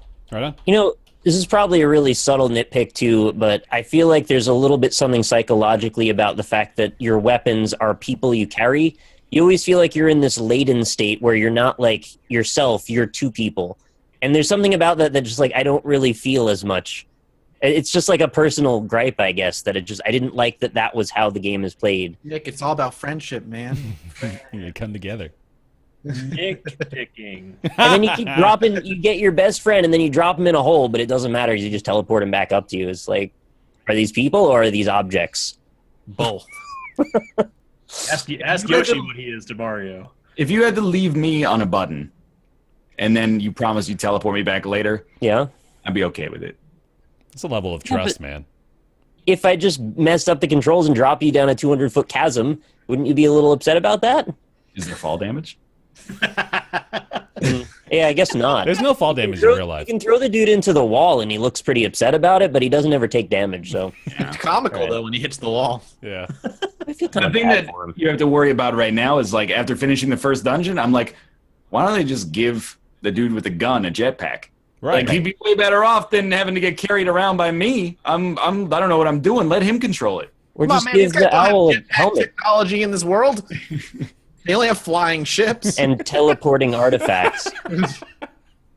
Just give the Jetpacks. Owlboy a gun on his head, and then I don't have to carry other people with me, and I would have much preferred that game. Look, I'm not looking to weigh the pros and cons of the realism of Owlboy's companion weapons, but I have to breakdown unpack of why that Owlboy's bothers world. me. I don't know yet. I'm How going to does the figure it out. science of Owlboy's world work? Anyway, Owlboy. It's on Steam now. Came out a few days ago. It's currently 10% off until November 8th. Otherwise, normal price is $25. There you go. Yeah. Hey, Mathis. Hey, let's talk about Titanfall 2. Yeah, let's do it. All right. I don't know if anybody gives a shit, but I'm going to go into spoilers a little bit here. Talking single-player campaign. Most people won't care, but I'm going to talk about spoilers. So, Titanfall 2 single-player campaign, I just beat last night, and I want to say I was pretty impressed with it. I read a lot of reviews that, like, sucked the single-player's dick. Like, they said it was great. Yeah. And I was like, oh, this is going to be a really cool thing. It really wasn't great. It was pretty good with some great ideas that they left alone after they introduced it. So the idea is like you're a militiaman who gets forced into pilot status because the pilot of one of the Titans dies, and then that Titan neurologically bonds to you, and now he's your Titan and you are a pilot. The Titan has a personality, and right when they introduce him, I was like, he's going to die. That Titan is dead. Like, he's going to blow up in the end, and well, they do. But so one of the things that they do, though, that I really liked, it's very much a generic kind of action movie story with like good shooting mechanics. But in the middle of the game, they suddenly introduced time travel, and this one level in particular, they're going back between the time you're in now and the past, and they keep hinting that everything you're doing, and sometimes straight up telling you everything you're doing in the past is the reason things are the way they are in the level in the future. So it's like this continuum aspect. Like, you are the reason things are happening here. And there's this really, really cool idea that I'm like, oh, if this is where the story's going to go, this is really cool. I can see why people really liked it. And it becomes an integral part of that particular level. After the level's done, your dude rips off the time device, and he's like, I'm done with that shit. And then the time thing's all done. Why? And you're done with time travel. And there's story reasons, but the story is basically like, bad guys got giant weapon bend space-time, can blow up planets, stop bad guys from getting big weapon. But when they drop that, it goes back to just being kind of a regular shooter. So there was like glimpses of like really cool ideas in the single-player campaign. When that's done, they go back to cliche, and at the end, you're like, oh, the thing I expected to happen actually happened in the end, and now it's, you know, it's good. I give it like a solid B, like it was fun, but it didn't do anything that like blew my mind. That really disappoints me to hear that they don't like take advantage of that mechanic more, because I actually watched Strippin playing it for a little while, and he was in one of the levels, I guess, where they have that time travel mechanic, and it looked really cool. Yeah, that's like a whole, like the whole middle level. It's like an hour and a half long, and you can go back and forth between time at will, like whenever you want at it. And there's just really neat, and you can like do it when you're in your mech, so you can like drop your mech off in the future and then go back in the past by yourself. And there's like really cool ideas there. And then they're like, all right, that was fun, done.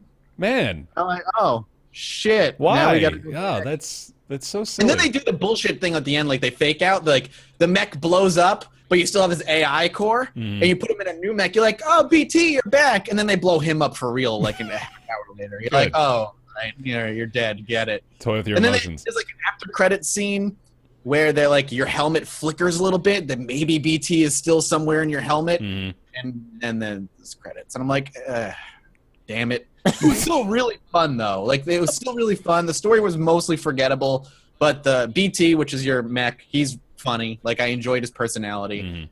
You're just a kind of a typical soldier with a heart of gold kind of guy. So you basically just told us the entire story of the game. Yeah. Like I said, spoilers.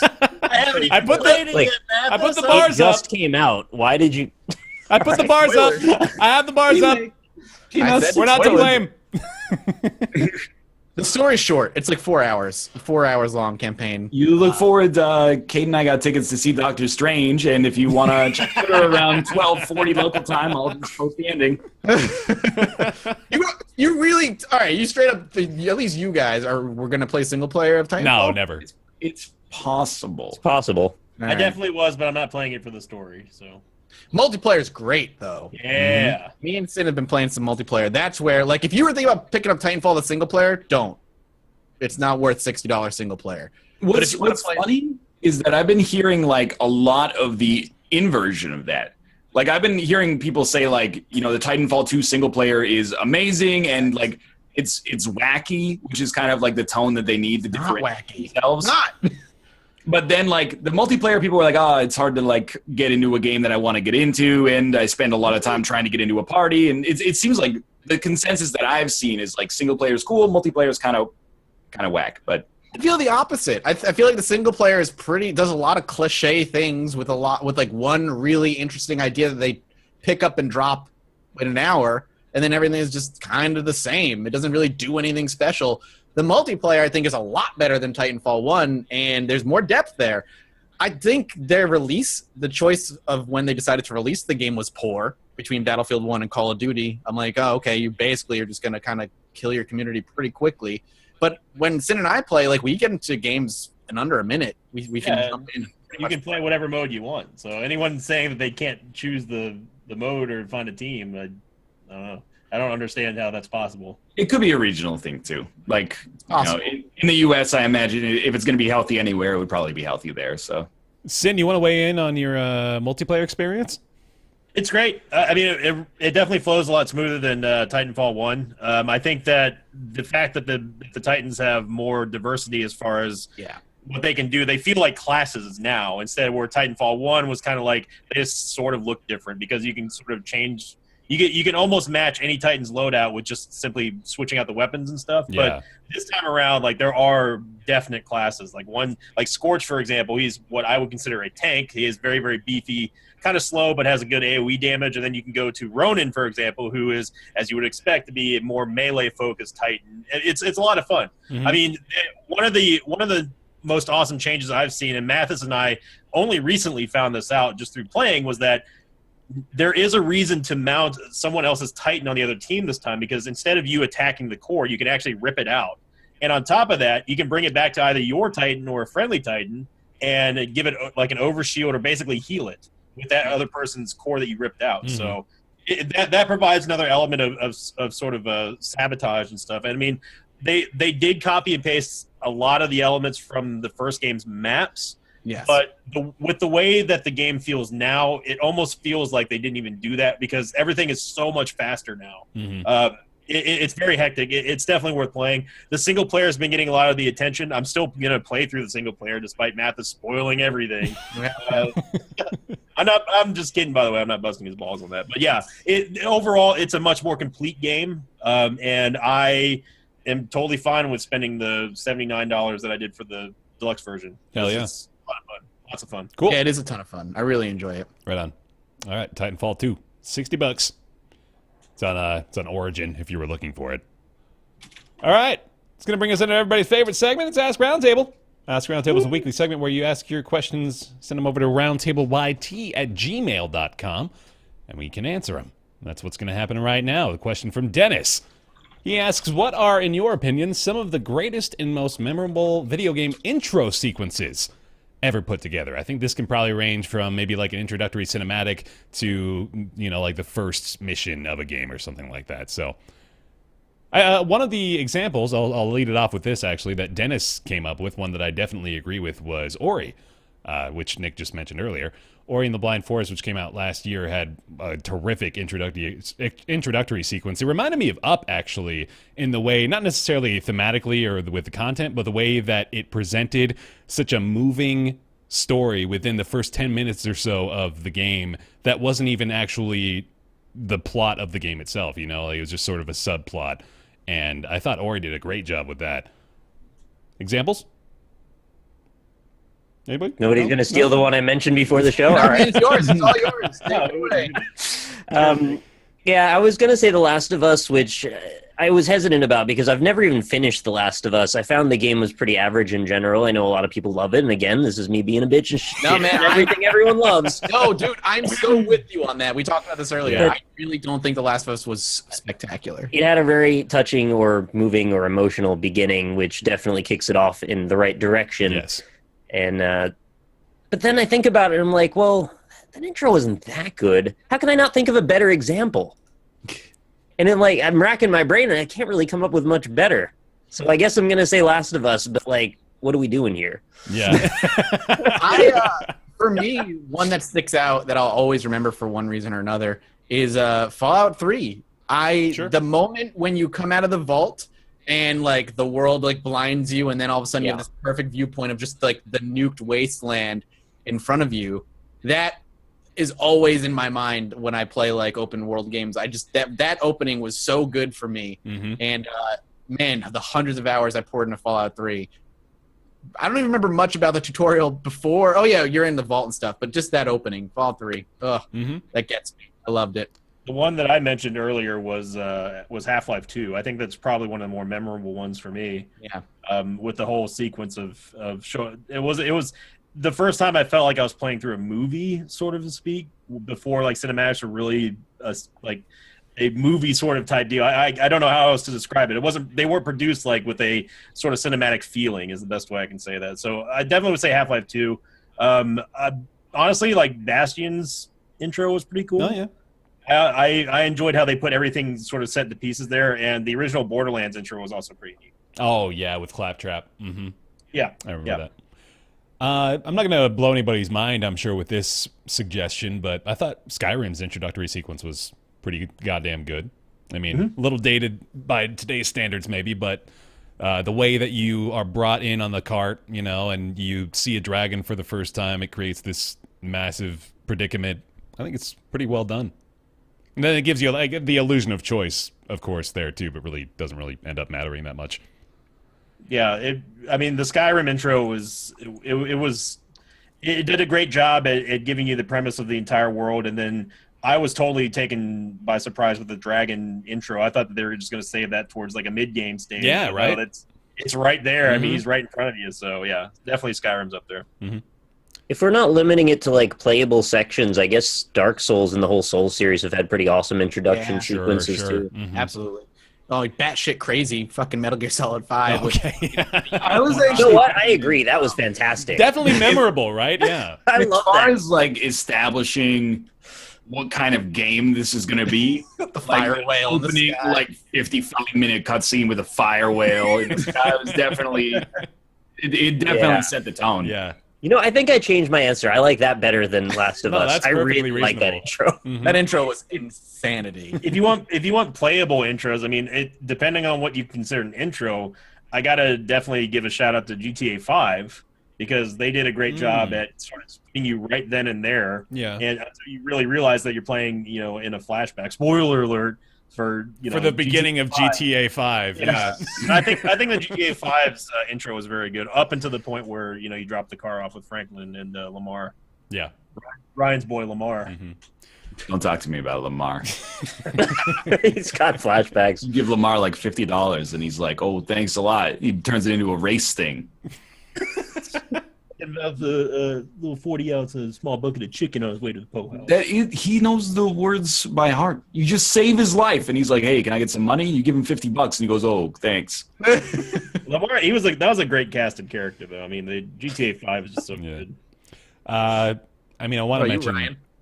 Oh yeah, go ahead, Bear. Sorry. Well, I just want to say I want to mention Shadow again. And again, I'm not going to be blowing anybody's mind with that. It was But your first word basis with Shadow. everyone knows. Everyone knows, don't they? You knew immediately. I love the first word you learned when you were a toddler. Shadow. I couldn't figure out what game you're talking about, Bear. Oh, okay. Well, yeah, we had one. Yeah, Ryan, you got another one? I mean, I was kind of like in the same situation as Nick, where I'm racking my brain for like particularly AAA stuff that I've played recently, where I'm like, this has a good intro, and I'm like, oh, like 80% of the games that I played, you're like living on a farm, and then bad guys come and kill your wife and kid, and they Yeah. oh no. But it's really true. Man. It's all the time. Even Owlboy did it. I think BioShock was a great opening. You just played it. Yeah, but BioShock is like, I would be just trying to like adopt street cred because I only played like the first hour before I was. You like, played the opening. Yeah. Well, yeah, I don't know. BioShock intro is actually pretty good. It is really good. Yeah, I mean, it's good. But I don't know. I kind of feel like of the hour I played a BioShock, I'm like, this game didn't necessarily age all that well. Like, I know it was mature. This is a different podcast discussion, but it was like mature and novel for its time. It was tackling kind of a theme that wasn't really tackled up to that point. Why do you hate BioShock, Ryan? I just think that maybe because of the fact that it was early into that, you kind of maybe there's a little bit of nostalgia for it. Yeah. But when I was playing it through, I'm like, these mature themes are not necessarily as mature as they think they are, and most of the time, you're still just walking around shooting dudes in the face. Kind of with you on that. Also, chat mentioned Portal 2, which I have to say that's a good call. Oh yeah. Mm-hmm. Yeah. I forgot how cool the intro was in Portal 2. Yep. I haven't played it in ages, actually. I should go back and play it again. Portal 1 intro, as far as establishing the scene, I think is great too. It is. It's not quite as cinematic as the second one, obviously, but it certainly does the job. Mm-hmm. Yeah, but the Portal 2 is great. Basically bought Medal of Honor Frontline in like 2002 because it had that first mission that was Storming the beaches. Yeah, is that it the was one like, on Juno Beach? Well, I don't know if it was Juno Beach because Juno Beach is the one that was spearheaded by the Canadians, and I believe in Medal of Honor Frontline you're playing as the Americans, so it's probably Omaha Beach is my guess. But it's Normandy. Yeah. I had to sneak that in there. Sorry. But yeah, like I basically bought that because of that opening mission. I played through the opening mission probably like as much as I played through the entire rest of the game. So I got to give that some credit. They had that on a demo disc, and I just played the demo over and over and never bought the game. Yeah. That's all I needed was the story. Those are the days, man. Yeah, Shadow of Mordor when you sneak attack your wife with the flower. Right, yeah. Oh, I forgot about that. That's kind of funny. Oh, it's spoiled now, Mathis. I can't go back. The whole theme of the show today. Mathis's weird spoilers. Dude, I would buy that t-shirt. Yeah. All right. Dope. Thank you, Dennis, for the question. Appreciate it. If you've got a question you'd like to send us, send them over to roundtableyt@gmail.com. Time for everybody's favorite segment. After their favorite segment, it's Nick's Weird Games. Here it comes. Nick's Weird Games. Nick's Weird Games. Probably Japanese and an RPG. They're Nick's Weird Games. Nick's Weird Games. Woo! Thanks, Dylan, for the theme song. Again, appreciate it. Hey, it's Nick's Weird Games time. Every week, Nick's gonna go grab a weird game from his catalog of weird games, and we're gonna try to guess what it is. All right, I've grabbed the game already, so I don't have to actually leave. It's good because Ryan doesn't have to come up with a song anymore, so we don't need an excuse to. By the way, though, if you still want him to come up with one, we add the caveat that if you have an Ask Roundtable question, you can also add a recommendation for a Nick's Weird Games theme song as well. So why don't we jack it up a notch and say, how about if you want to request something, send us a sound file of you making a new song, and maybe we'll play it in that slot. I like that idea better. Work because for we don't us. have to do anything. That's good. Okay. Does that make sense? All right, Nick, you've had me stumped for like 2 or 3 weeks now. Let's do it. So. Yeah, I hope I'll get you again, but there's a chance that you'll figure it out via the context of this one. So we're talking today about a PS1 game that came out in the U.S. in 2001. It was developed by Sunsoft and published by Crave Entertainment. Now, that information alone can actually start you down a path if Mm-hmm. you know the Sunsoft history well enough. I know of some softs. I mean, I don't know how well I know them, but I know of them. Yeah, Galarians. no. But I know that you've had me pegged for a Galarians game for a long time. I'm never going to disappoint you. One day I'm going to bring one in. Hey, Galarians was a weird game. I played that back in the day. That Yeah, was me too. a fucking game. Yeah, All right, go ahead. this is Continue. Interesting. So the context of this game that makes it interesting is this is actually an adaptation of a book that's an adaptation of an older game. It's a 3D platformer. Yeah, you want me to go over that again? If you would. Mathis made a great face, so I was like, all right, let's take a step backward. Like Tomba? Like they're not some. Sorry, what platform is this on? This is on PS1. Okay. Came out in 2001. Mhm. It is an action-adventure, single-player only game. Technically 3D platformer, I guess you could classify it as, but it's a little bit of a middling classification. So it's got an adaptation of an older game was made into a book. Then they took the book and turned that book into a game again. So it made the full transition around the sun. When was the first game released? Late 80s. Oh dear God. Okay. Also, I should stop answering questions when you ask them. So the story followed basically like a relaunch of the original game, but with a slightly modified plot that was sort of based on the book, but again, sort of a game of telephone from the original. Chat's gotten it already, by the Oh way. my God, That's really? surprising. Man.